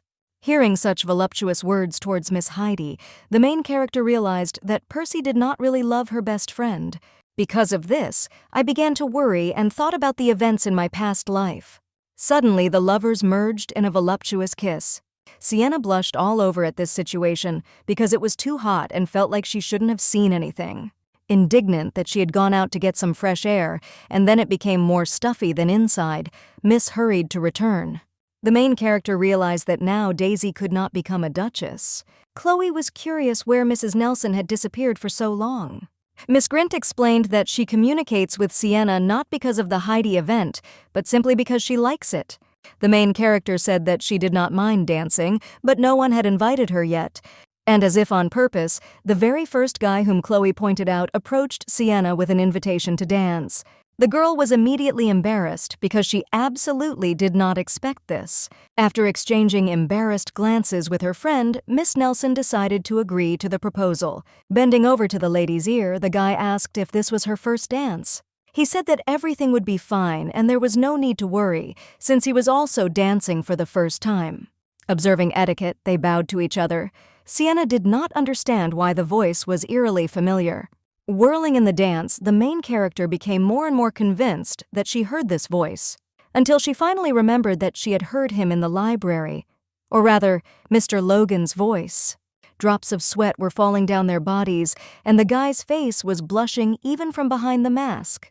Smiling, the girl realized that now it was Harrison, not a traveler. After that, with a smile and more relaxed, the girl continued the dance. Noticing the lady's thoughtfulness, the guy asked if she was feeling well. Logan said that he was very worried about the recent fire and did not understand how this could happen. Sienna smiled immediately because the guy showed the same concern for her as Percy did for his beloved. So she gently grabbed his shoulder and moved a little closer to him. After that, she promised that in the future she would be much more careful. Logan asked if the lady's hands hurt, but noticing the shyness, he smiled broadly and said that he should not be so embarrassed. The main character could not hide her admiration because it was his first smile, and even under the mask, Harrison looked beautiful. A couple of days before at his estate, the prince was very excited. He was very worried about what had happened at the ball. The other day there had been so much noise around him. The adjutant said that there was a fire, but no one was injured and found out about it before it even appeared in the news. The prince actively asked about Lady Nelson, what had happened to her and how she had escaped from the fire. Seeing this, the young man sneered and decided to ask his master, who was very worried about the Marquise's daughter. Trying to deny it, the guy sighed humbly and asked Justin what he thought of Marquis Nelson. He explained that he had been giving the same answer for several days. The Marquise's family was no different from other noble families. Logan regretted not asking the lady when there was a great opportunity and thought about it, and later decided to go to the library in the hope of meeting her. Justin said that Lady Nelson is going to go to the masquerade ball today. Although the guy did not like such events as well as dancing, he still decided to go there. Laughing at Logan's joke, the main character was happy to meet him at the ball. The guy was delighted with the girl, and now, seeing her face, he will no longer be able to sleep peacefully. The girl was extremely glad that she was able to meet him at least at the ball. And now they met again, this time in a large greenhouse. It was a pity that only in fantasy. But unfortunately, Daisy had come to this place with a tearful face. It turned out that my best friend had not been invited to Miss Hamilton's tea party, and the reason for this was that the news of the fire and what was happening there had already spread throughout the country. Upset that this had happened to her for the first time, Miss blamed Sienna, believing that if she hadn't told her everything would have been fine. Daisy admitted that she herself did not do well, but said that she was really worried about her friend. Sighing, Lady Nelson asked if her friend did not want to kill her. After this conversation, the main character, together with her bodyguard, went to the meeting. As it turned out, Earl Page was waiting in the office, happy with a big smile. As it turned out this time, they had a business meeting, so Miss wanted to know what he had introduced under the word business. At this moment, Sienna noticed a painfully familiar expression on her face. It was this face that the girl saw whenever her husband was angry. Clenching his fist, he noted that he was unhappy with the help in establishing relations with Mrs. Moore. Making a joyful and happy face, the Miss announced that it would be very difficult to help improve relations now. Such a strange reaction unsettled the Count, which caused him to pour some of the tea back into the cup. The main character decided that there was no point in helping him anymore because she had already lowered Daisy's status in the social world and also learned that Percy had Heidi. The angry Count asked why, because the Madame had accepted his gift. Page said that he was ready to give everything necessary for this, but the Miss only smiled. Taking off the necklace, the girl said that she would return it and hoped that it would be enough. Thanks to the Count, Sienna was able to use this necklace. Now Daisy will face more shame. As she left with her bodyguard, Miss decided to give a little advice for Page's kindness. As it turned out, everything was simple. Daisy likes very handsome men.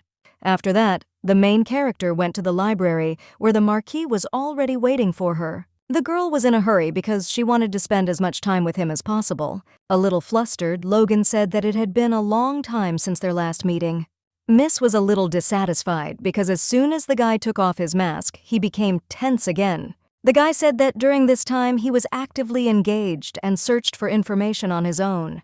Miss told me about the fire and also that she had met a man who looked very much like Logan at a masquerade ball. Laughing in her mind, she knew that there were only 2 dukes in their country, and one of them was Harris. At first glance, all the duke's funds are scattered across different fields of activity that it is impossible to even count them.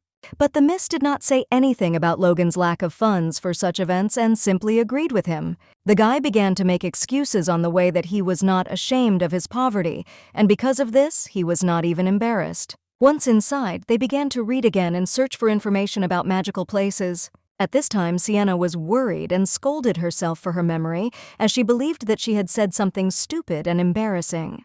But still, even at this moment, for some reason, the girl remembered a conversation with a friend in the greenhouse. After all, then the lady pointed out that such actions could be taken as an attempted murder. Shedding tears, the girl said that this simply could not be because she was her friend. The main character indicated that she does not hate Daisy, she just wants to know why she does not tolerate Sienna. The girl realized that her words sounded rather ridiculous and realized her mistake. But that expression, it reappeared in front of her. Miss couldn't tell if Daisy's words were true or just pretending. Noticing such a stern, thoughtful look, the guy was a little confused and froze. The main character did not understand what a violent reaction was, because they just met eyes, and she also did not understand why the guy was flipping through the book backwards. Besides, it was the same book that Logan had read the last time. Understanding him, Miss wrote no more than a message on paper and handed it to him. He did not admit his shyness and said that it was just very hot in the room. Convinced of her guess, the main character could not help but laugh a little insidiously. Because of this, Logan only felt more embarrassed and uncomfortable. After this not big funny moment, they immersed themselves in the study of books. A great sorceress, Blanche used her powers to turn back the clock and loved to misbehave, pretending to be a child. The main character immediately realized that she was a magician who had nothing to do. Continuing to read, the Miss jumped up abruptly because she was very excited. The guy did not understand what caused such an unexpected violent reaction from the lady. After that, a book was poked in his face, which told about a mind that is designed to show the true essence of a person. After a while, hungry, the couple decided to go to the nearest restaurant. Logan was very tense about being alone with Nelson. Miss reminded her of the great sorceress Blanche, who liked to play pranks. They suggested that the sorceress may have had her own magical source. Although not a word was said about it in the book, it is quite possible. The girl said that she needed to find out more about where Blanche lived in order to go in search. But seeing Logan's upset face, it finally dawned on Miss that the guy might not be interested in magic at all, judging by his reaction. The lady said that if Sir wanted to go looking alone, he had to be extremely careful. The words of concern for him warmed the Duke's heart and made him smile again. The girl began to doubt, because the guy is very sad when they talk about magic, but at the ball, on the contrary, he smiled broadly. Logan noticed that Lady Nelson was not wearing a necklace, but she hastened to explain that there had been some changes. Or rather, she had received it as a gift and now it was necessary to return it back. And so now she's not wearing that necklace anymore because they disagreed with that man. The guy was not particularly interested in this, because all he cared about was Sienna's wide smile. The next day, a breathless maid ran into the girl's chambers. As it turned out, a gift was delivered to her, and it was not known from whom. There was a very strong smell of flowers from the box, but on its own it was quite light. When Nancy opened it, she was delighted, because inside there was another box decorated with flowers. As it turned out, there was a beautiful flower-shaped necklace inside. The girls were amazed and wondered from whom such an unexpected gift could come. Sienna assumed that Logan had given the gift to comfort her, since he was the only one she had told about the necklace. The main character was already anticipating another meeting with the Duke. The lady admired the guy's new outfit, or rather, how he looked in it. Logan immediately saw the necklace and noticed it, thereby betraying himself that it was he who gave it to him. Smiling, the Duke said that the new necklace suited the beautiful lady very well. The girl did not give it away and only thanked him for the compliment. Miss wanted to say that such a gift was a luxury, but she couldn't, so she only asked about his mood. He replied that he felt a little strange, and also asked if the lady had been anywhere but at the Nelson estate. But the whole tube atmosphere was spoiled by Daisy with her appearance. The girl, noticing that Sienna is back with Logan, decided to play the role of the victim. Miss said that she admitted the mistake and was still waiting for a letter, which her friend never sent. Touching the main character, Mrs. Moore said that their small conflict is not worth breaking off their friendship. Such a phrase could not help but hook Sienna, which was evident from her face. Nelson asked to postpone the conversation as she was now communicating with Logan, to which Daisy was very indignant. The main character hurried to see how the Duke would react to this whole situation. Seeing a slight disappointment in her eyes, the miss asked to stop making a fuss because people are watching. Seeing nothing wrong with it, Daisy said that if it was so, why don't they just sit down and talk it over? The girl did not know what to do next, but Logan came to the rescue with a statement that he did not invite uninvited guests. Mrs. Moore looked at the guy with a murderous look and ordered him to be quiet. Daisy was happy to put the guy in his place when Sienna was very scared. Smiling, Miss asked if Logan thought he was so special to be friends with Lady Nelson. But as soon as Moore pointed out his low status, the main character did not tolerate it and abruptly got up from her seat. Sienna said that although the guy was just a commoner, you can't say that. Daisy did not understand what was wrong, because commoners should be quiet and not try to interfere with the conversation of the nobles. Logan did not remain silent and pointed out that if Miss Moore considered herself a worthy noblewoman, then she had better behave properly. Then he said that doing whatever you want at someone else's table without permission is not like the etiquette of a noblewoman. Angry, Daisy asked what such a mob knew about etiquette. But Lady Nelson stopped her friend's speech and asked her to apologize to Logan. Miss did not understand what was wrong with this, because where had it been seen that a noblewoman apologized to a commoner? Looking at each other, they felt a little embarrassed, because they themselves had already apologized to each other many times. Sighing, Daisy pointed out that there must be a good reason why Sienna was doing this to her. Moore said that this is all very suspicious and believes that they have something more than just friendship. Confident, she asked the main character to choose her or this guy, to which the miss immediately replied that she was choosing Logan. Daisy's ears were red from being belittled and being asked to move away from them. After that, the Duke got up from his seat and asked for his hand to set off. Many people who watched all this began to actively discuss them. Although the main character was angry about this, she still felt better when she left this place. Due to the fact that they were holding hands and in a hurry, the couple felt uncomfortable. Stopping, the guy let go of the girl and apologized for the rudeness, to which she responded with an apology for her friend. Grabbing the guy by the hand, the main character again asked to go on like this. Sienna continued to apologize for this, to which the Duke replied that it was not worth it, since it was not her fault.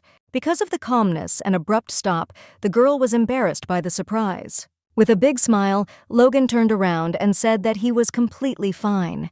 Then he stretched out his hand and gently stroked the main character. He was hurt that because of him, Sienna was treated like this. The main character was standing at the main entrance to the central library, and unexpectedly it was discovered by Mrs. Heidi, which was very surprising. Miss Coventry said that she had not thought of meeting Sienna here, and that if she had come much later they would have met in the reading room. As Logan left the room, he said that they probably wouldn't have met, since Miss Nelson was using the third reading room because of him.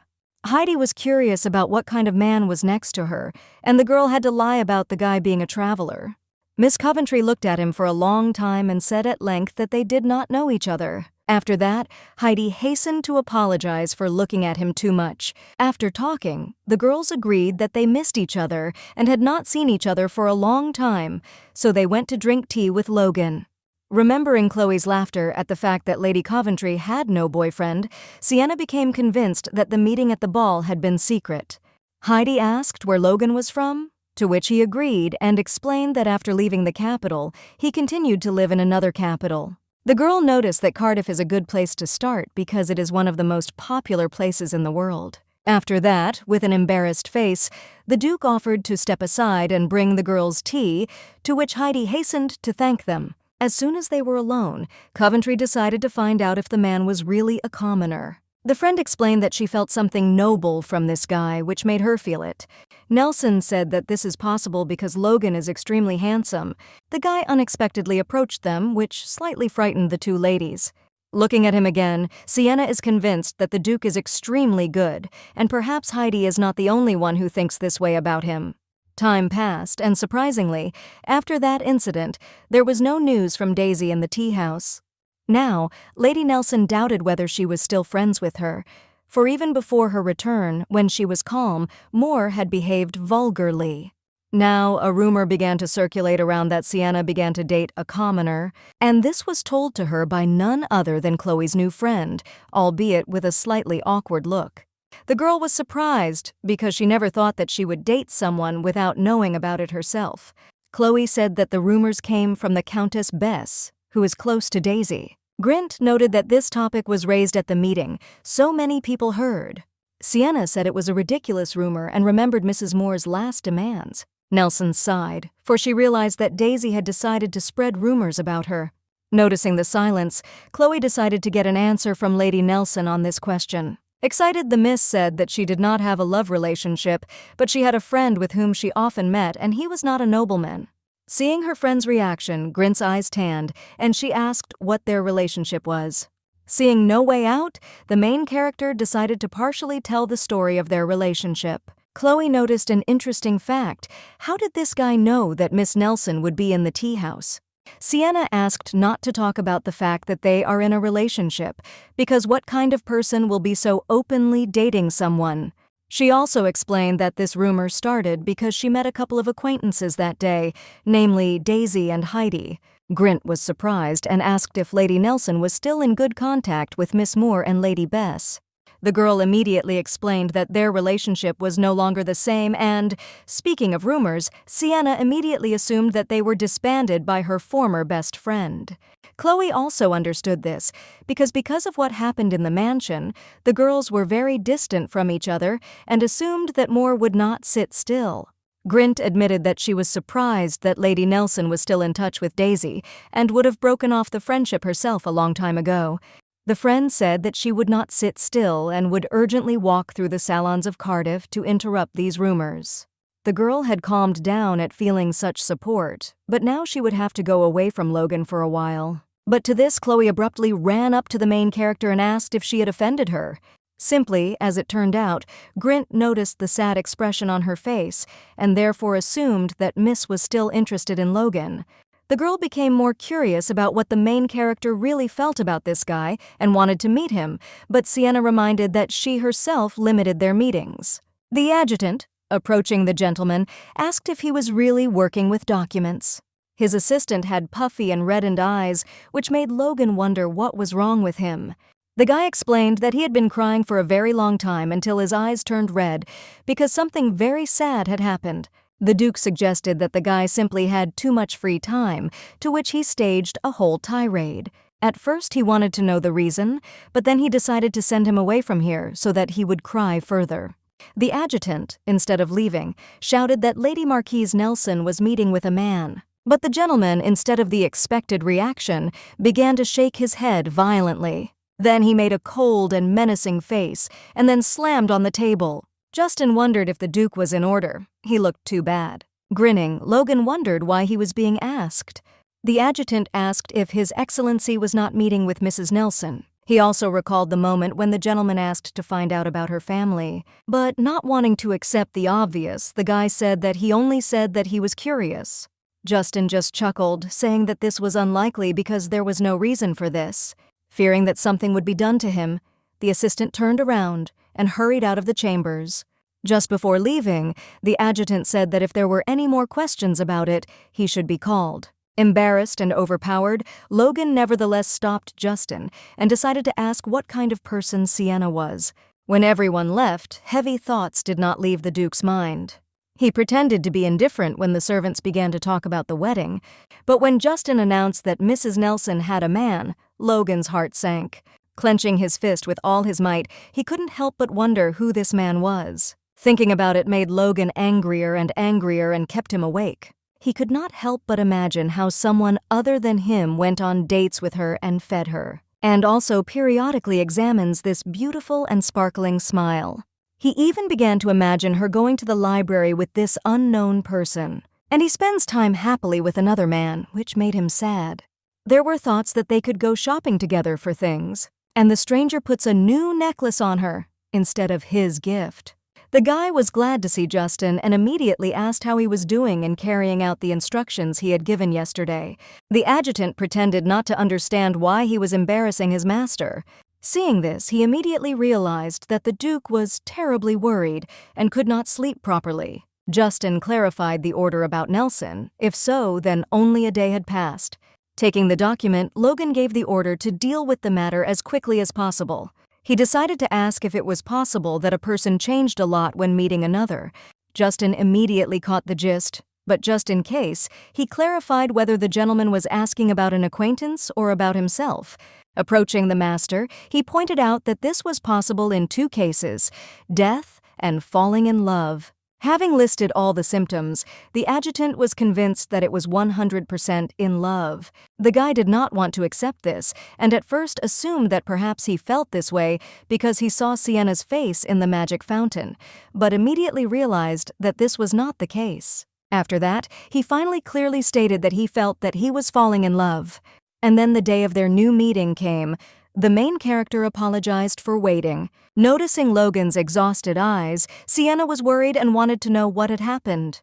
He did not dare to say honestly, and said that he had only slept very badly that night. Noticing how the miss passed by, the guy asked if she was looking for someone. Nelson gathered herself and told him that she would not be able to see him for a while. She admitted that she had some problems, which is why she would have to temporarily refrain from going out. There was a terrible sadness in Logan's eyes because he was worried that they might not be able to see each other again at all. The guy blamed himself for understanding everything late and reproached him for not expressing his feelings right away. Returning to the estate, the adjutant hurriedly ran up to him. He was terribly worried, and his sweat and heavy breathing betrayed haste. Justin asked to listen to him, because now there is very important news.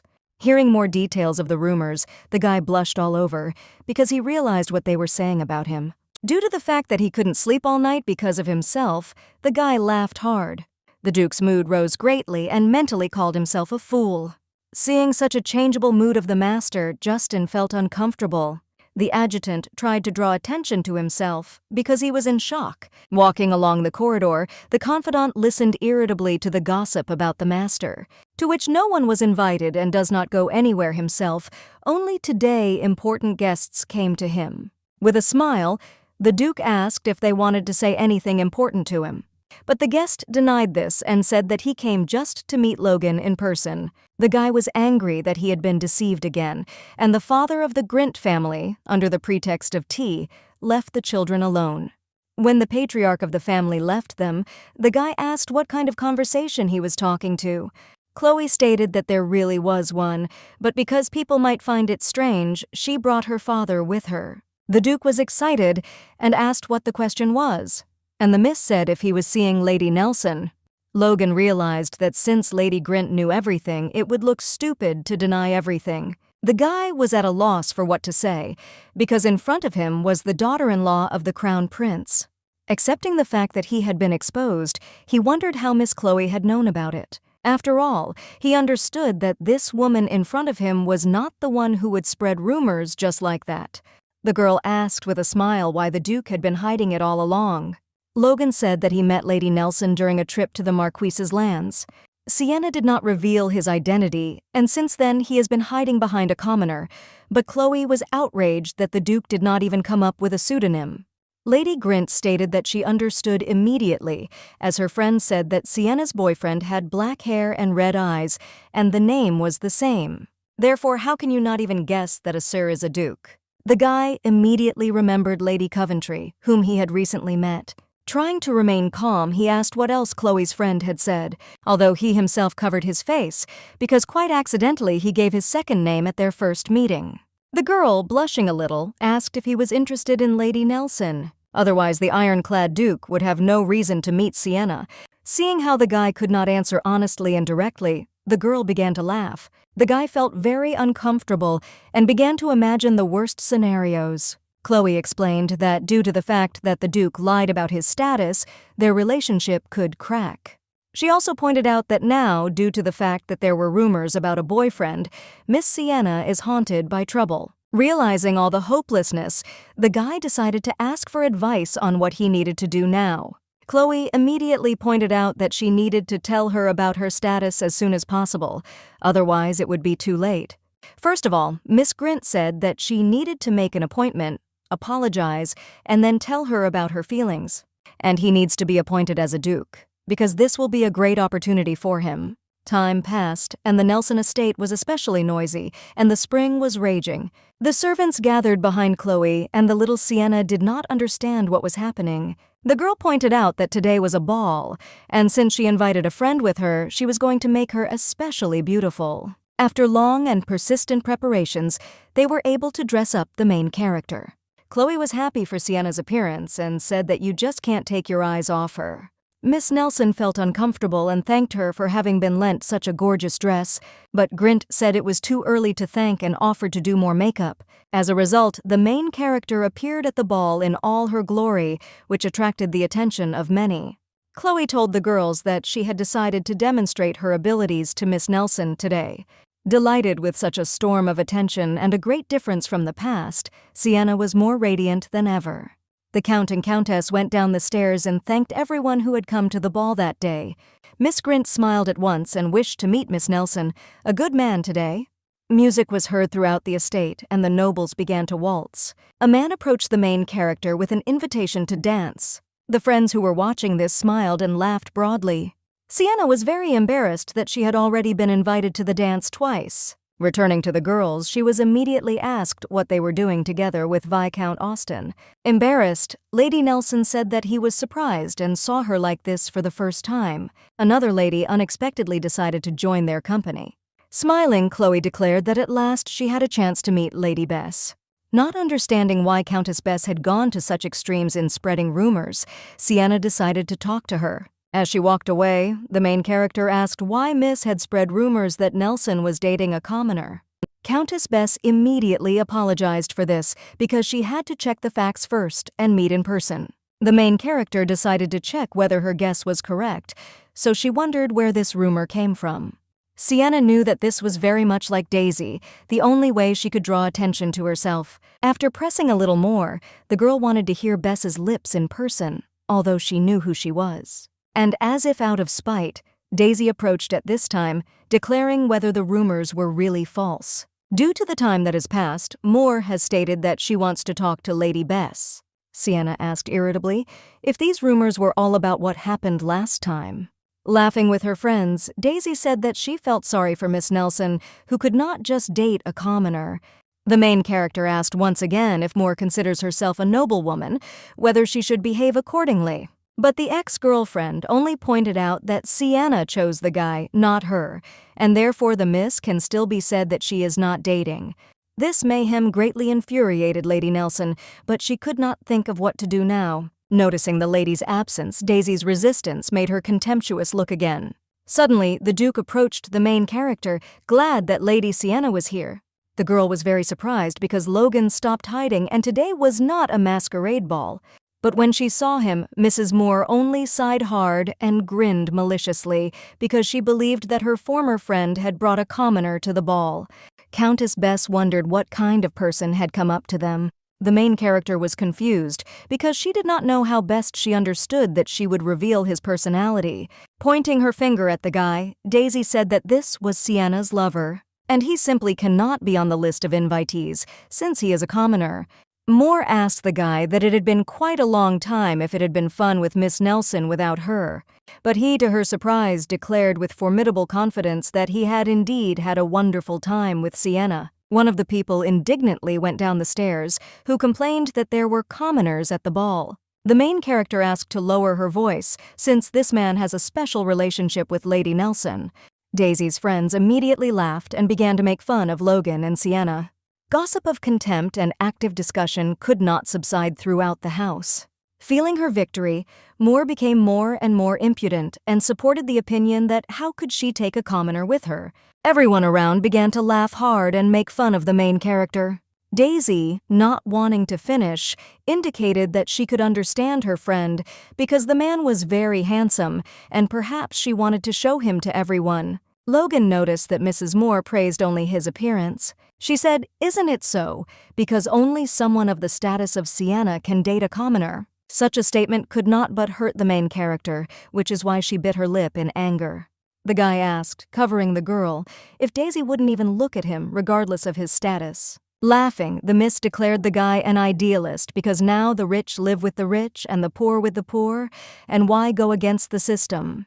These words could not help but amuse the guy, which only made him smile sincerely, maliciously. Unsuspectingly, Daisy was sure that Logan understood the situation now. If everything is determined by status, the guy said that he would be able to talk to the young lady. At this moment, Mrs. Moore was very tense and surprised by such a statement. The guy explained that theoretically he did not want to show respect to the one who insulted him in front of everyone. Grint's father noticed the guy and approached him excitedly because he did not understand what he was up to. At that moment, Logan was addressed as Duke Harrison and asked what he was going to do. Chloe said that there had been some kind of commotion, which caused her to come up to take a look. Then he once again introduced Logan as Duke Harrison. The patriarch of the Grint family said that if the guy wanted to come here, he had to tell him first. Daisy was immediately worried, greatly surprised, and a cold sweat began to run down her body. The organizers of the ball were also in a hurry to approach the guy. They wanted to know when the Duke had come to see them, because they couldn't even say hello properly. In order not to leave the topic forgotten, Chloe said it was surprising that Logan turned out to be the Duke of Harrison, in order not to get away with what Daisy said this time.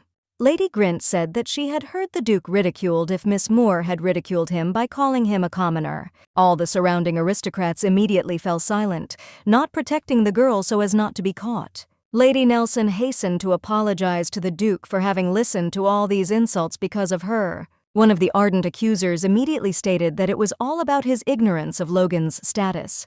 Patriarch Grint noticed their ignorance and attitude, which means that their morality and etiquette are changing towards a person, and no matter how young they are obliged to see what people are really like. Therefore, he wonders in which family it is polite to believe that it is normal to ridicule such people because they consider themselves commoners. Realizing the seriousness of the situation, Mrs. Moore was shaking violently with fear. The Duke asked to stop because he thinks there is no point. He is angry with such people. Daisy was so disgraced that the main character hoped that everything would be over her. Logan then proposed to Lady Nelson to go to the dance with him. The main character did not believe in what was happening and doubted, feeling awkward. But after a little thought, I still came to my senses again. After that, with a smile, she hugged the guy and agreed to this dance. Taking a position, the couple waited for the musicians to start playing music again. This beautiful couple, standing in the center of the room, was discussed and examined by almost everyone present. Approaching the main character, the Duke asked her if she was surprised. Although Sienna knew who he was, she was still shocked to see him here. The guy admitted that he was very sorry that he had to find out about it in this way, and said that he wanted to meet later in the garden. And in this beautiful atmosphere there was only one abandoned soul.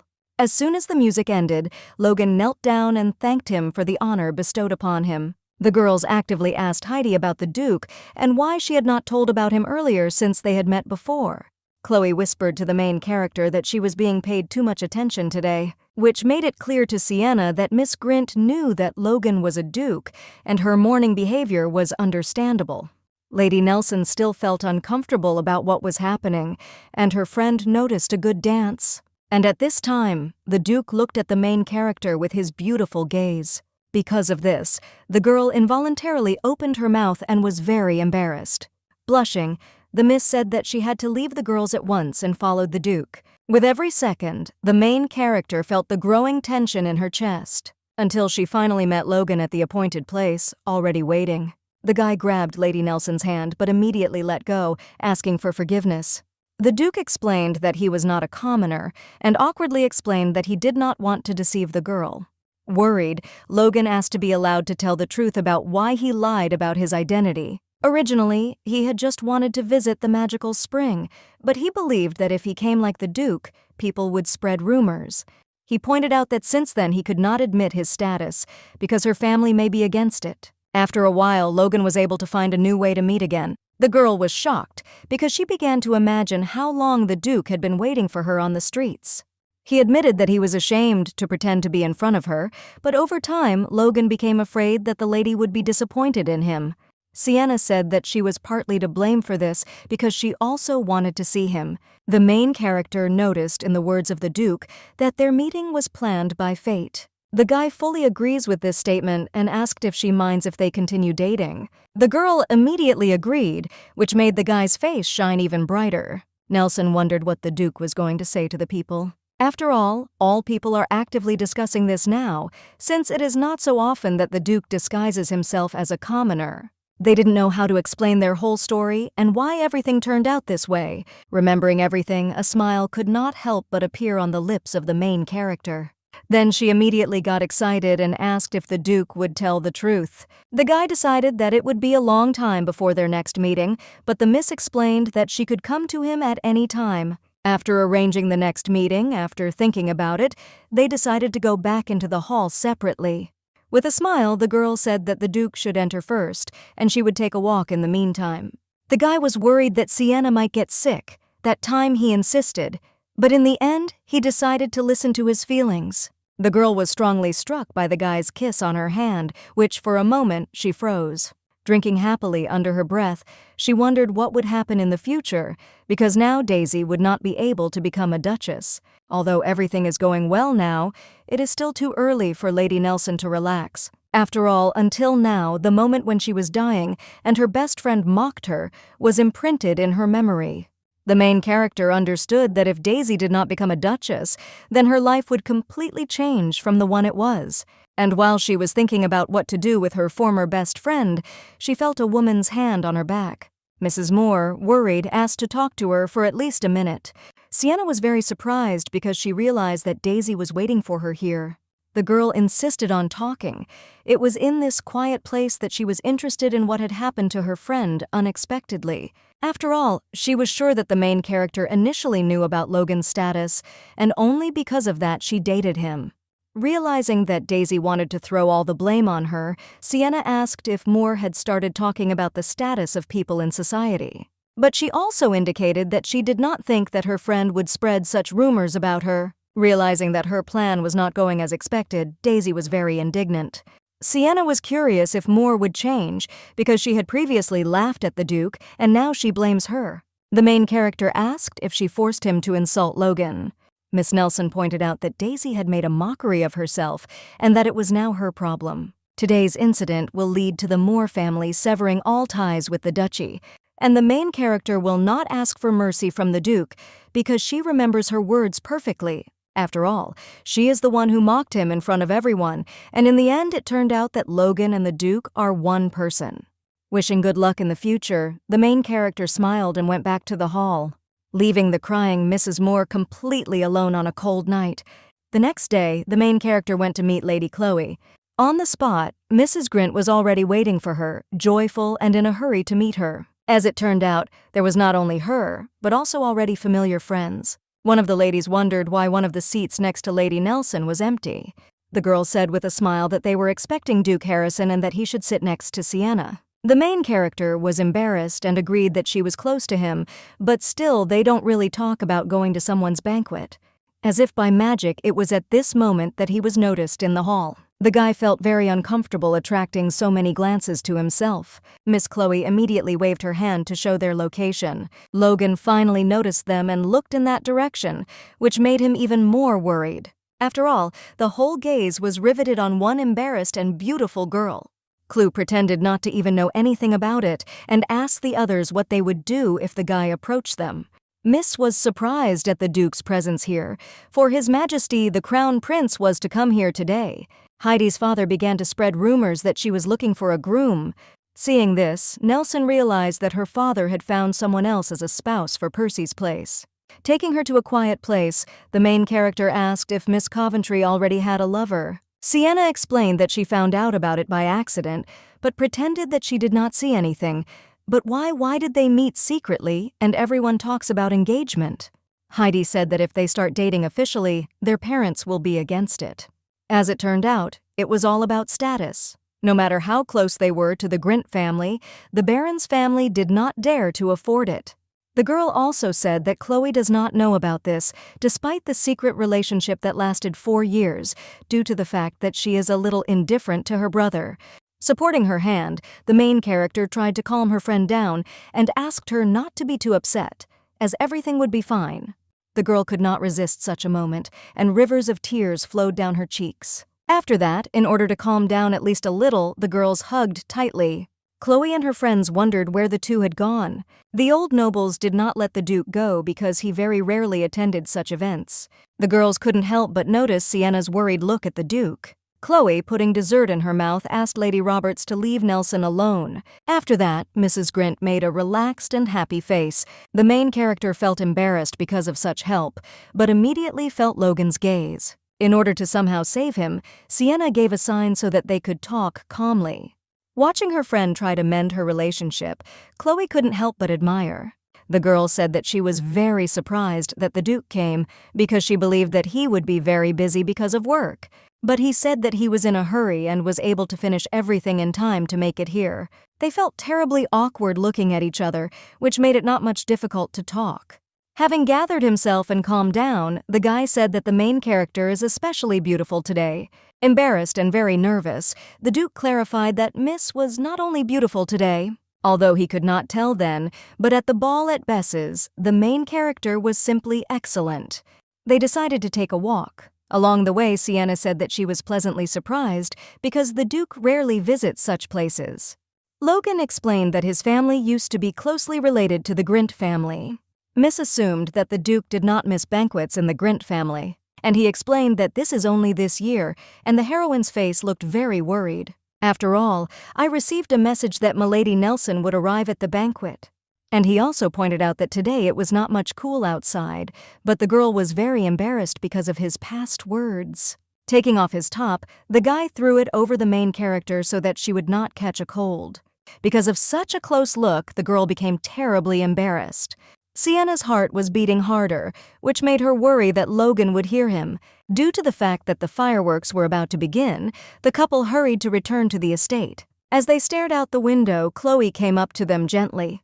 She noticed a very beautiful fireworks display and that she had never regretted her arrival. Poking the guy in the side, Chloe asked if he could tell Chloe sincerely because thanks to her great privilege, he could stand next to Sienna. And at that moment, the salvos of fireworks intensified, which delighted people. The main character was mesmerized by such a beautiful winter night. Raising their glasses, people congratulated everyone on the upcoming new year and wished the blessing of the goddess. Sienna wished that the next year would be very productive for them. A lot of time has passed since that day and the girls got together again. Chloe said that she had a complete house going on in her house, since her younger brother was dating Lady Heidi.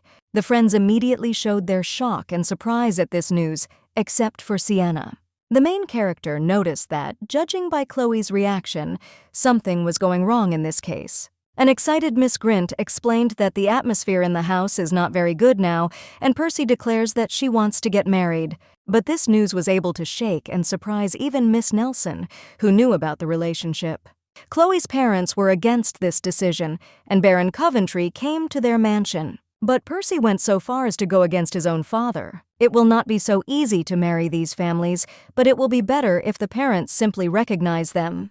Sighing, Lady Chloe said that she thought so too, and was glad to be understood.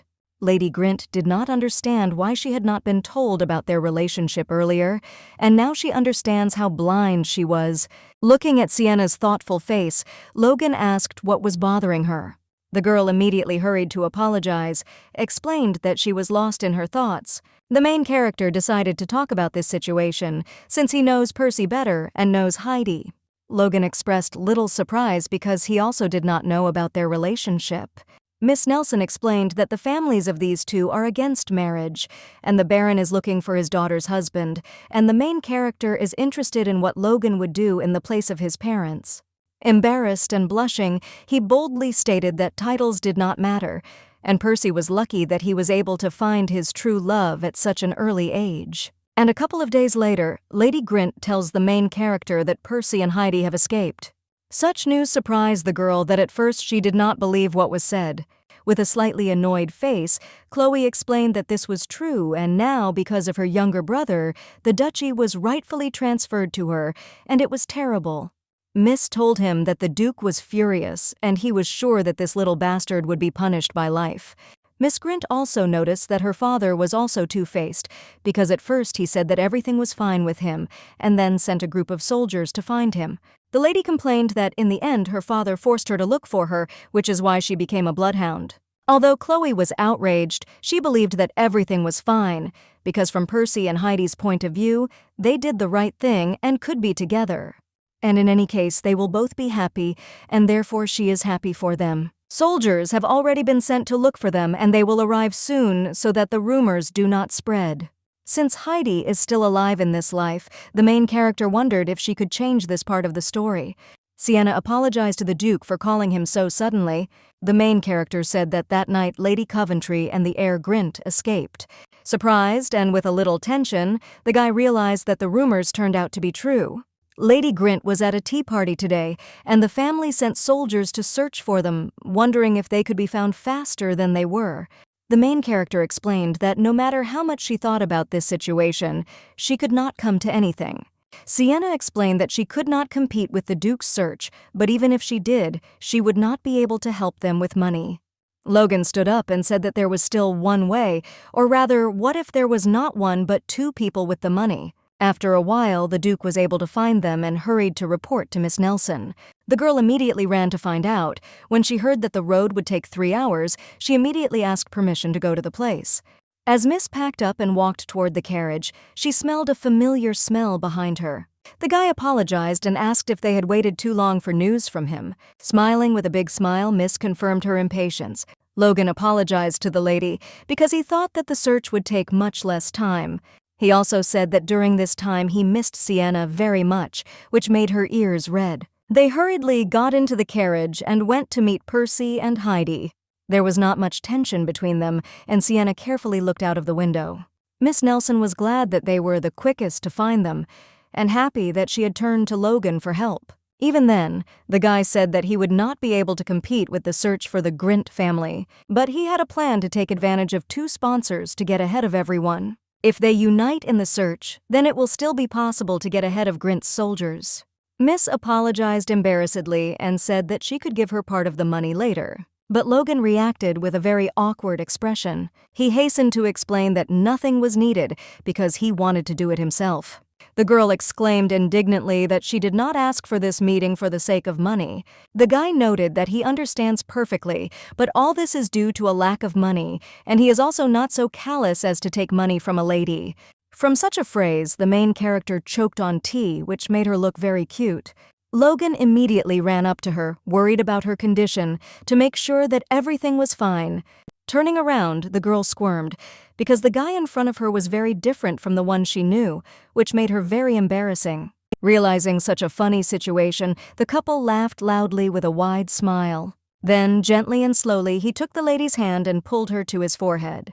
Logan said that from now on he would do anything for Sienna she wanted. This was his payback for having previously deceived the main character. This surprised the miss so much that she spat the tea out of her mouth and hurried to apologize.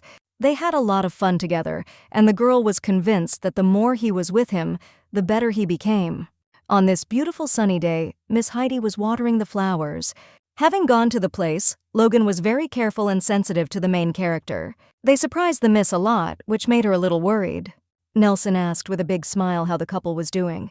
Sienna immediately hastened to calm down and said that no one knew about their whereabouts except her and Duke Harrison. The lady said that she could be completely trusted, and Logan only helped her find her. Going into the house, Nelson said that she was very worried, and when she made sure that everything was fine with them, she was very happy. Because of this, I could finally breathe a sigh of peace. After all, they became good friends. Miss Heidi's face showed great joy because she missed a supportive friend so much.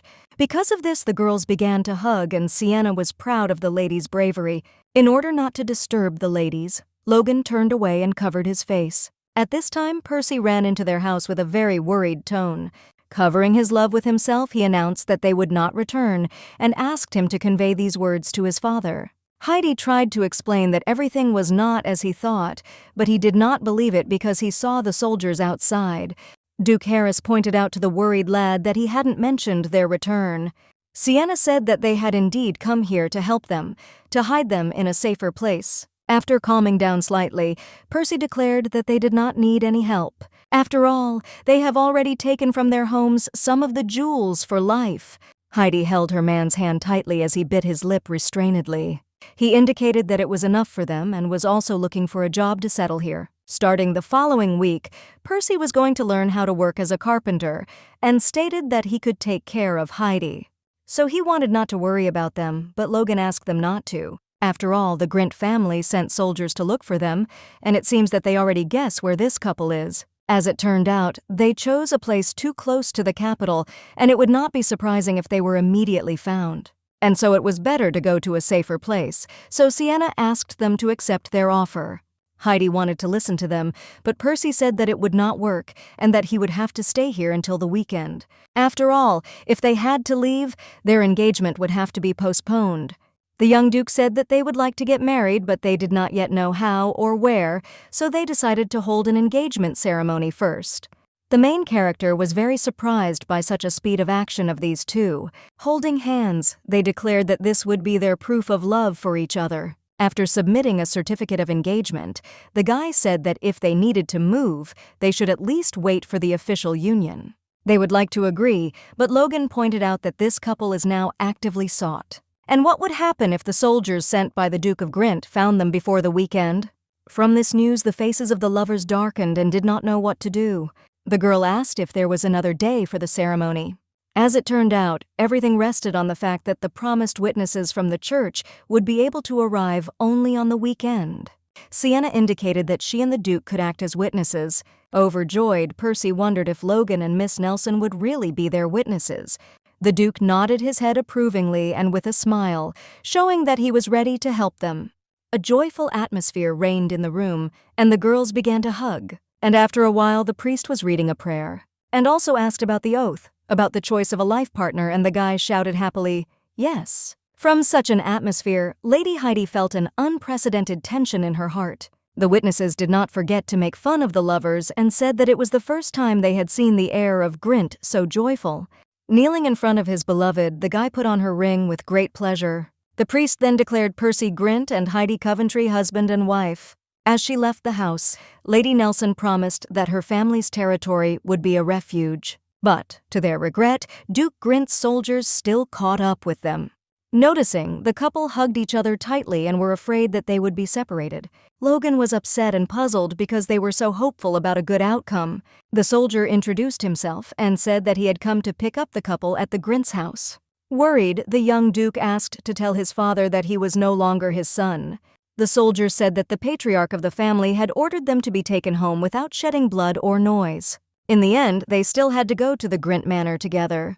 The father called his son a disgrace to the family and asked him how he dared to do something like this. The couple stood, hugging each other tightly and looking at their parents with fear. The Duke resented that he expected much more from his son, but in the end he was upset by what was presented to him.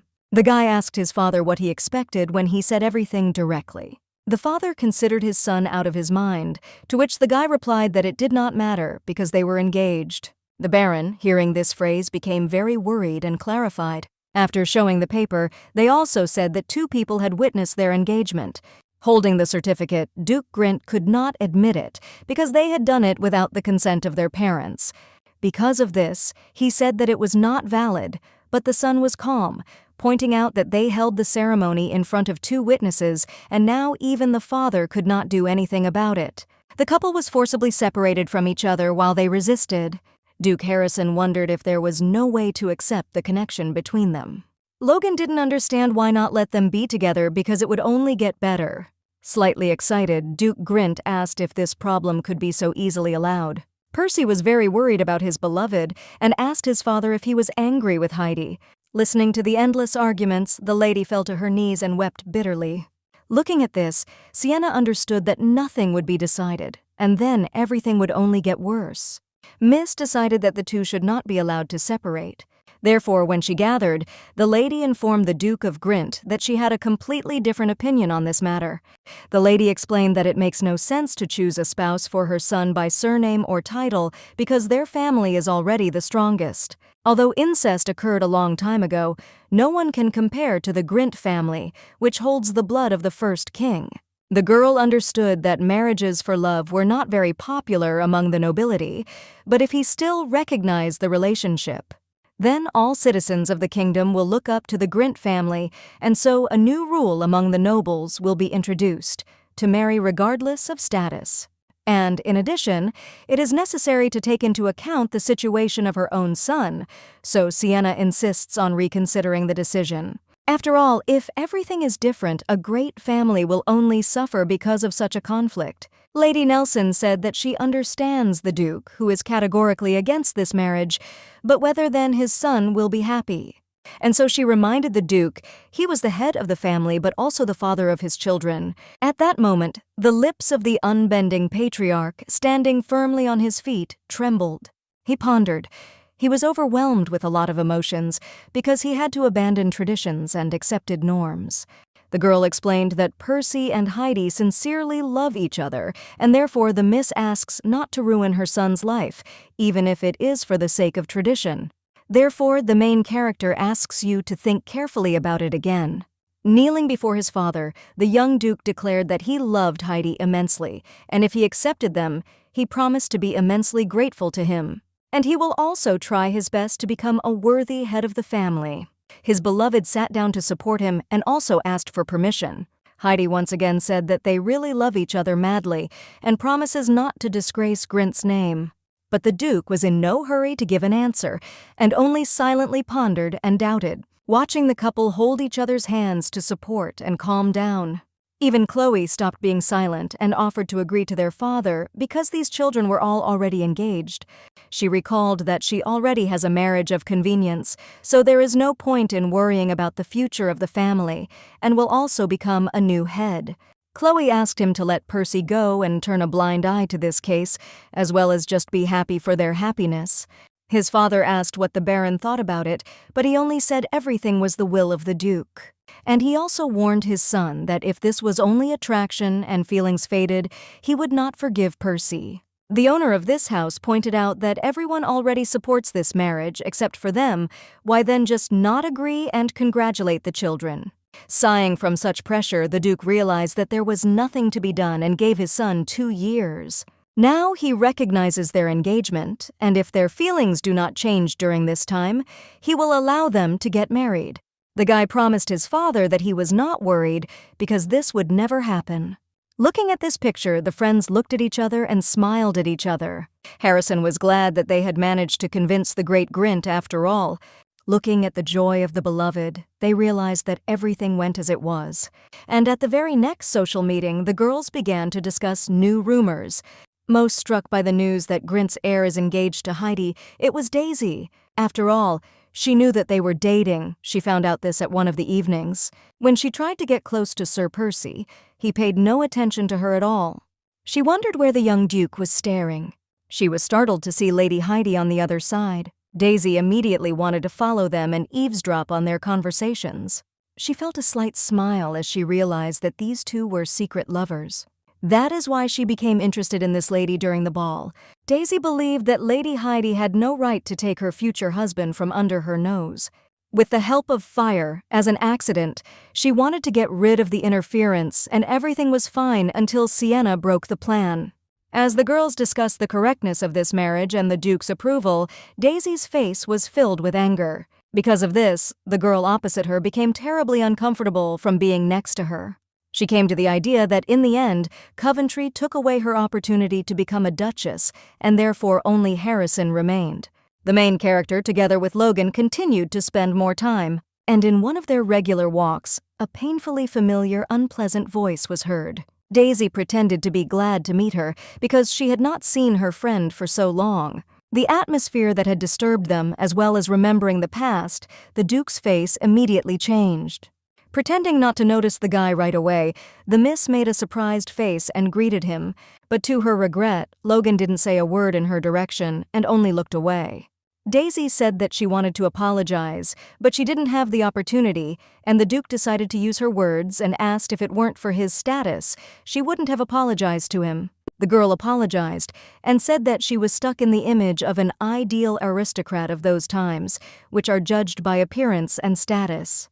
They wanted to leave, but Daisy held out an invitation letter to apologize and also to meet her father. But Logan didn't see how much it would benefit him to accept the invitation, and he asked me to tell the Count that it was very difficult to make an appointment with him in person. Miss asked if she would not be forgiven, and Sienna immediately recognized that expression on her face, pressing on the pity she had been led to more than once. The guy accepted the apology but refused the letter. The girl said that this should be done, at least out of courtesy and to resume good family relations. But Harrison wondered if he had ever been friends with Lady Moore, because he did not remember that it was so. Daisy believed that she could sell power for a relationship, but she was wrong, because the Duke would give everything for the benefit of innocent people. Logan asked Miss Moore if she had ever heard of Duke Grint. The guy said that he has a special relationship with their family and, if desired, they can do each other's services, so he does not think that the Count's help is needed. And after such a bold speech, as if he had never been in anything, Logan offered to go on with Lady Nelson, which greatly cheered her up, and she agreed with great joy. After that, on a completely empty street, Daisy was left completely disappointed. She felt terrible shame and embarrassment for what was happening, that she could not help saying a word. After completing the walk, the main character walked to the estate with her subordinates. She was filled with heavy but still confident thoughts as she looked at the building. Now, Daisy has lost most of her trust, which is why she is unlikely to be able to become a duchess. Moore should be ashamed because the Count has a lot of power and money, as well as many merchants. Lord Volt suggested that we go into the building first to look around and see if there was room there. Looking around, they noticed a group of magi dressed in robes. It immediately reminded her of a pleasant time talking to Logan about magic. Because of this, I could not help but laugh right on the spot. But suddenly, as if not noticing her, a tall magician guy touches her. The maid hurried to catch her mistress so that she would not fall and get injured. Indignant at the mage's lack of excitability, Sienna called out to the man in the dark cloak. But the guy was angry and did not understand who dared to address him. Miss pointed out that he pushed and walked past her. Only Bolt caught the lady falling. The girl was worried, but still she was indignant that she almost fell because of the collision, but she did not even receive an apology. Sighing, the strange guy pretended not to even notice how he pushed, but still apologized. Lady Nelson laughed and said that she did not know what kind of a man the Marquis was. He was curious how this annoying girl knew him. Although the girl could not remember Eric Spencer, she knew that he was a master of his craft. When the Marquis was known for his very attractive and seductive appearance, as soon as he appeared, the men immediately felt extremely uncomfortable. They were always surprised at his arrival, although he himself stated that he came by invitation. Eric asked if he hadn't received the invitation, he would have gotten drunk alone. His presence made even Chloe feel uncomfortable. Drinking wine, he emphasized the taste and was indignant that he was so rarely invited to such a thing, although people were rich. After that, openly, having finished the wine, he threw the glass on the floor, which caused it to break. The main character, seeing this in her past life, fell into a severe shock. Therefore, the lady said that nobles are required to have definitions of the level of acquaintance. The guy said that he did not know the miss, and therefore she introduced herself as Sienna Nelson. But why, as soon as he heard her name, the guy was very surprised. A young man approached them and said that the lady would be given a seat so she could pass right away, after which Sienna politely said goodbye to the interlocutor. Nelson was taken by the arm of another girl, chirping merrily at some news. Eric stood still, looking after Sienna and the beautiful lady as she walked away. The girl who accompanied the heroine asked why, when the Marquise introduced herself, the guy was so surprised, but Nelson did not know the answer. A little later, Lady Cruz boasted that she had recently had a dress sewn for her, so she was very restrained not to wear it. The girl said that Lady Nelson would understand everything herself when she saw him. Then the interlocutor remembered that yesterday she went to collect her purse and met Lady Moore, who went with the daughter of Baron Manson. Sienna pretended to be very happy and thought to herself that there were still nobles who could cope with Daisy's character because she had only money and power on her mind. But perhaps Lady Moore has something more important than finances and influence, but the heroine thought that without Logan's help she would not have been able to help Heidi and Percy. While Sienna was thinking, she and Lady Cruz had already approached the atelier. It was a large atelier that dealt with costumes, dresses, and shoes. They were already happily greeted by the seamstress, with cloth in her hands and prepared pins. Madame Ford was very hospitable, which greatly surprised the heroine, and Lady Cruz, pushing the girl to the sofa a little, was interested in the fabric that she had previously picked up with the seamstress. Ford rummaged through the counter, looking for what she had set aside, and then took it out. Madame came up and said that this was the last thing left, and they were lucky. Then the seamstress complimented Lady Cruz that this fabric is very suitable. The three of them were happy about such a coincidence and the possibility of creating a unique dress. But then another girl came into the atelier shouting menacingly to wait. Then the stranger began to accuse the seamstress that she promised to sell the fabric to her. Lady Cruz was perplexed, and in general something strange was happening because the aristocrat had booked it. The heroine greeted her, recognizing the stranger as Lady Watson, who greeted her in return, and then asked the seamstress that she had promised to sell the fabric 2 days ago. Madame Ford was ashamed because she forgot that this sawed-off shotgun was kept by Countess Cruz, but did not tell another client about it. The seamstress offered to make the same dress in return, but from a different fabric, but also dark blue, and Lady Watson refused. Sienna did not understand why everyone wanted this fabric, because the texture is not much different from other silks, except that the color is especially beautiful. After all, part of the fabric shimmers into white, so it is difficult to recreate it, as the seamstress explained. And she also added that this silk is only in a single copy and you can't find it in any other atelier. Nelson asked where Ford got such silk, and Madame explained that her sister worked in the Empire and sent him as a gift. Sienna had heard that it was very difficult to obtain cloth supplied by the imperial family, but she was still a little shocked. And Ford confirmed this, gesticulating admiringly and praising her connections a little. At this moment, Lady Cruz and Watson stared at each other, hoping that one of them would back down. Nelson's friend then stated that she had already booked the fabric, so it belonged to her. But Watson did not want to back down, so she insisted that she came to the atelier first. The heroine, holding the fabric in her hands, understood that it was of special value, but then Lady Cruz could not stand it anymore and put her purse on the table, and then she asked him to calculate it immediately, holding the purse in her hands. Sienna did not let go of her doubts. The fabric was very familiar, so she wondered if it was true, because it felt like Count Moore. Then it dawned on the heroine that this is really something familiar for a long time. She began to peer into the fabric and remembered what it was and where it came from. At that moment, the two ladies who were arguing about who would get the piece and the seamstress turned around and looked at Sienna. Nelson was ashamed, and she smiled a little nervously, knowing the answer. She stared intently at the piece of cloth, not believing her guess. The heroine remembered that in her previous life she knitted a scarf from this yarn. She was 24 then, and now she's 18, so Earl Moore didn't put this fabric on sale, so it's not known. Lady Cruz stood there wondering how her friend knew such a thing. Then the heroine said that, in fact, this fabric is not from the Empire. The seamstress was worried because she had not heard or known anything about this.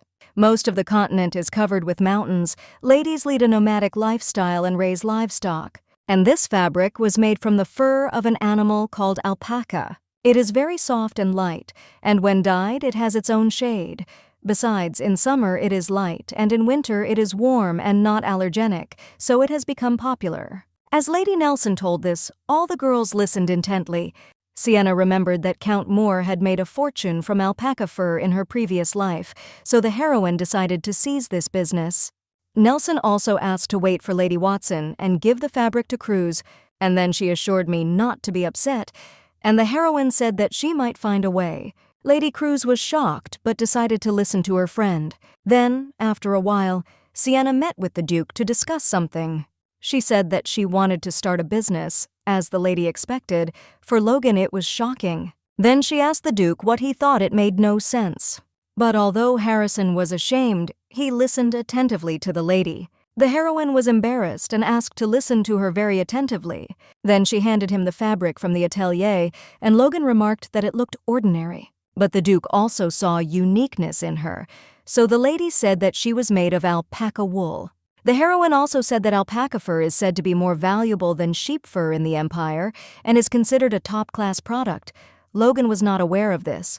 When the Duke asked how the lady knew about this, she thought she couldn't tell what from her past life, so she lied about what she had read in the books. Logan admired this and looked at the girl as if she were a sorceress. The lady explained that she accidentally found the fabric in the atelier and also wants to import alpaca fur to their country, but the distance is long. Sienna also happily stated that she wanted to bring fur to the kingdom of Veland. Since it was rare, it could be sold to the nobles. Logan has already won the trust of the heroine, then she would not just tell him the plan.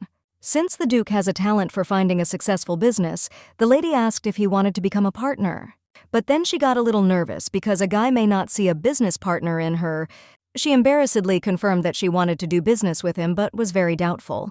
Logan asked that only the two of them would be engaged in alpaca fur. Nelson was embarrassed and hoped for a partnership with such an experienced entrepreneur, and she really hoped that she would not be refused, or at least give Logan time to think it over.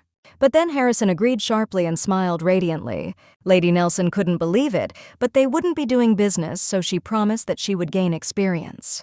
And Logan assured that he would help the girl figure it out and let her not worry. After a while, the lady sat at the table and thought that the main problem was to get the guy to agree. The girl was beautifully dressed, but not in the mood at all. Even the couple sitting next to me noticed this and was very worried about the terrible looks of the family. The girl sat and silently watched the table, looking at all those gathered. But then the young guy shouted sharply that he was definitely refusing the lady. The main character sadly thought that this was just the first stage. And the excited father shouted that business was not such an easy thing. Sienna thought that she had already seen such an expression somewhere and that Grint Sr. really looked like that. The indignant guy, who continued to make the lady do business, does not fit in his head. And the embarrassed couple sat and were ashamed of such heated speeches of a man. At this moment, Lady Watson looked on embarrassedly, a little angry. Sienna argued that since she was young, she couldn't run her own business because other families did the same. But the interlocutor did not believe that there were such young girls among them. Then Nelson decided to be the first among the girls, and she does not have to follow someone's orders. A lady from a married couple was very embarrassed and inspired because such a brave girl. And Sienna also said that it was not the only one who invested in this business, but a business partner, Duke Logan. Then the father of the family was surprised that Harrison decided to help the lady. Everyone who was silent decided to ask the lady what kind of business it really was, that even the Duke decided to work with Sienna. But then the disgruntled father said that the lady could do this when she gained many years of experience. And Mrs. Harper supported Lady Nelson, and her husband, on the contrary, was against it, because he did not even know what kind of animal the alpaca was. According to my brother, the father of the family is right and experience is needed, and this business will not burn out. The father thought that even the eldest son would think twice before doing anything.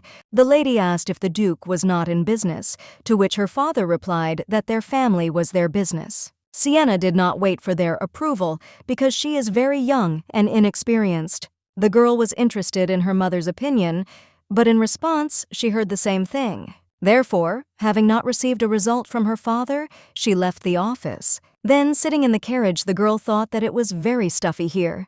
The lady came to visit her wisest friend to ask for advice. Chloe was very worried when she saw the pale girl, and the heroine said that the family was against her idea.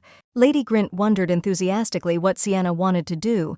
Chloe advised to do as her heart dictated, and the heroine burst into tears, and through tears told that she wanted her own business. The girl listened attentively to the guest, and also that they were afraid and forbidden because it looked like the Marquis Nelson. Chloe wondered what her friend's business was.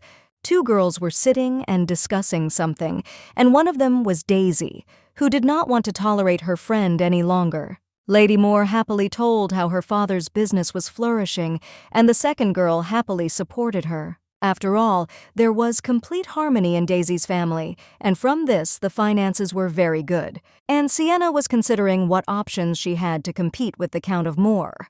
Sir Walt insisted on escorting Lady Nelson. The heroine was heading to the bookstore, hoping to meet Logan there. Well, and also knowledge of economics will not be superfluous for the girl, so the lady went there confidently. But then in the entrance, I ran into the Marquis Spencer, who called out to the heroine. The guy was glad that he was remembered and smiled broadly. Sienna thought that such a rude man was difficult to forget, and then asked if he had anything to do with the lady, but he refused. The girl was perplexed, because this is the same person, but last time he did not even bother to apologize. Then Eric suggested that they go for a cup of tea, since they had met so well. For the girl, this behavior was strange because they did not apologize, but just unexpectedly called for tea. But then the guy said that he made a big mistake last time. The heroine politely refused tea because the meeting was completely unexpected. Eric realized that Lady Nelson had been very upset by his rudeness last time. Sienna explained that last time she was very confused, but she understands the guy very much. Then the lady said that since the misunderstanding had been settled, she had to go about her business, which made the young man upset. Eric really hoped that he could be friends with Nelson, despite the bad first impression. Then the guy asked for the opportunity to talk to the heroine next time, from which Sienna agreed, but at an official meeting to do it. After a while, the girl met again with Duke Harrison. A frustrated Lady Nelson explained that her parents did not allow her to do business. Logan was embarrassed and concerned by such unexpected news. The girl said that her parents were against it because of her age and inexperience, and the Duke, on the contrary, praised the lady's determination. And in her mind, the heroine thought that she had lived to be 30 and 18 again, but to whom could she prove it? Logan said that sometimes Sienna seems to him like an older sister. She laughed for the sake of appearance, but in her thoughts, she was very embarrassed by her own moral age. Harrison tried to smooth things over by explaining that she didn't look older than her years, but on the contrary, he might be old for a lady. But Sienna reassured Logan that he looked young, but the Duke noted that the girl's thoughts were not like her peers. The heroine asked the interlocutor to come to her mansion as a support group, from which Logan had ideas on how to help the lady and smiled insidiously. All the maids of House Nelson worked because they knew that Duke Harrison would come, and the assistant handed the lady's fur coat, chirping what a magnificent duke he was. The heroine and the maid exchanged smiles because a noisy event was ahead. Lady Nelson and Logan stood together near the table waiting for the invitation. The heroine's mother was embarrassed that the Duke was very young and handsome, and the father of the family began to explain that they had never been in business. Duke Harrison argued that he assessed Sienna's idea as promising and gave a positive answer, and he also explained that in the winter, they will check on a small batch how the business will go, and by the end of the year, it will be deployed in full force, and half of it will belong to Lady Nelson. Logan continued that the idea was not bad, and it was a good opportunity for the Marquis. The father did not trust him, since his daughter was young, so he decided to ask if the Duke was sure of the decision. But the guy decided that Sienna was already an adult person. She went through the coming-of-age ceremony, and the heroine herself was indignant and asked her father to trust her and not reject such an opportunity. At this point, the Marquis's son also came into play, insisting that the idea was good and that he needed to invest in it. The father of the family thought that it would reflect well on the family if he did business with the Duke. Sienna confidently stood up from the table and said that they could cope and they would make a good profit. Logan immediately supported the girl, confidently smiling at the head of the house. After all, according to Harrison, Lady Nelson has a good eye on the market. The Duke conducted an analysis of the alpaca market and found that the girl's proposal was very correct. And besides, if Lady Sienna had such abilities, Logan assured that his help would not be needed soon. So Logan asked the Marquis to trust his daughter, and Harrison's last argument was that he does not engage in unprofitable business.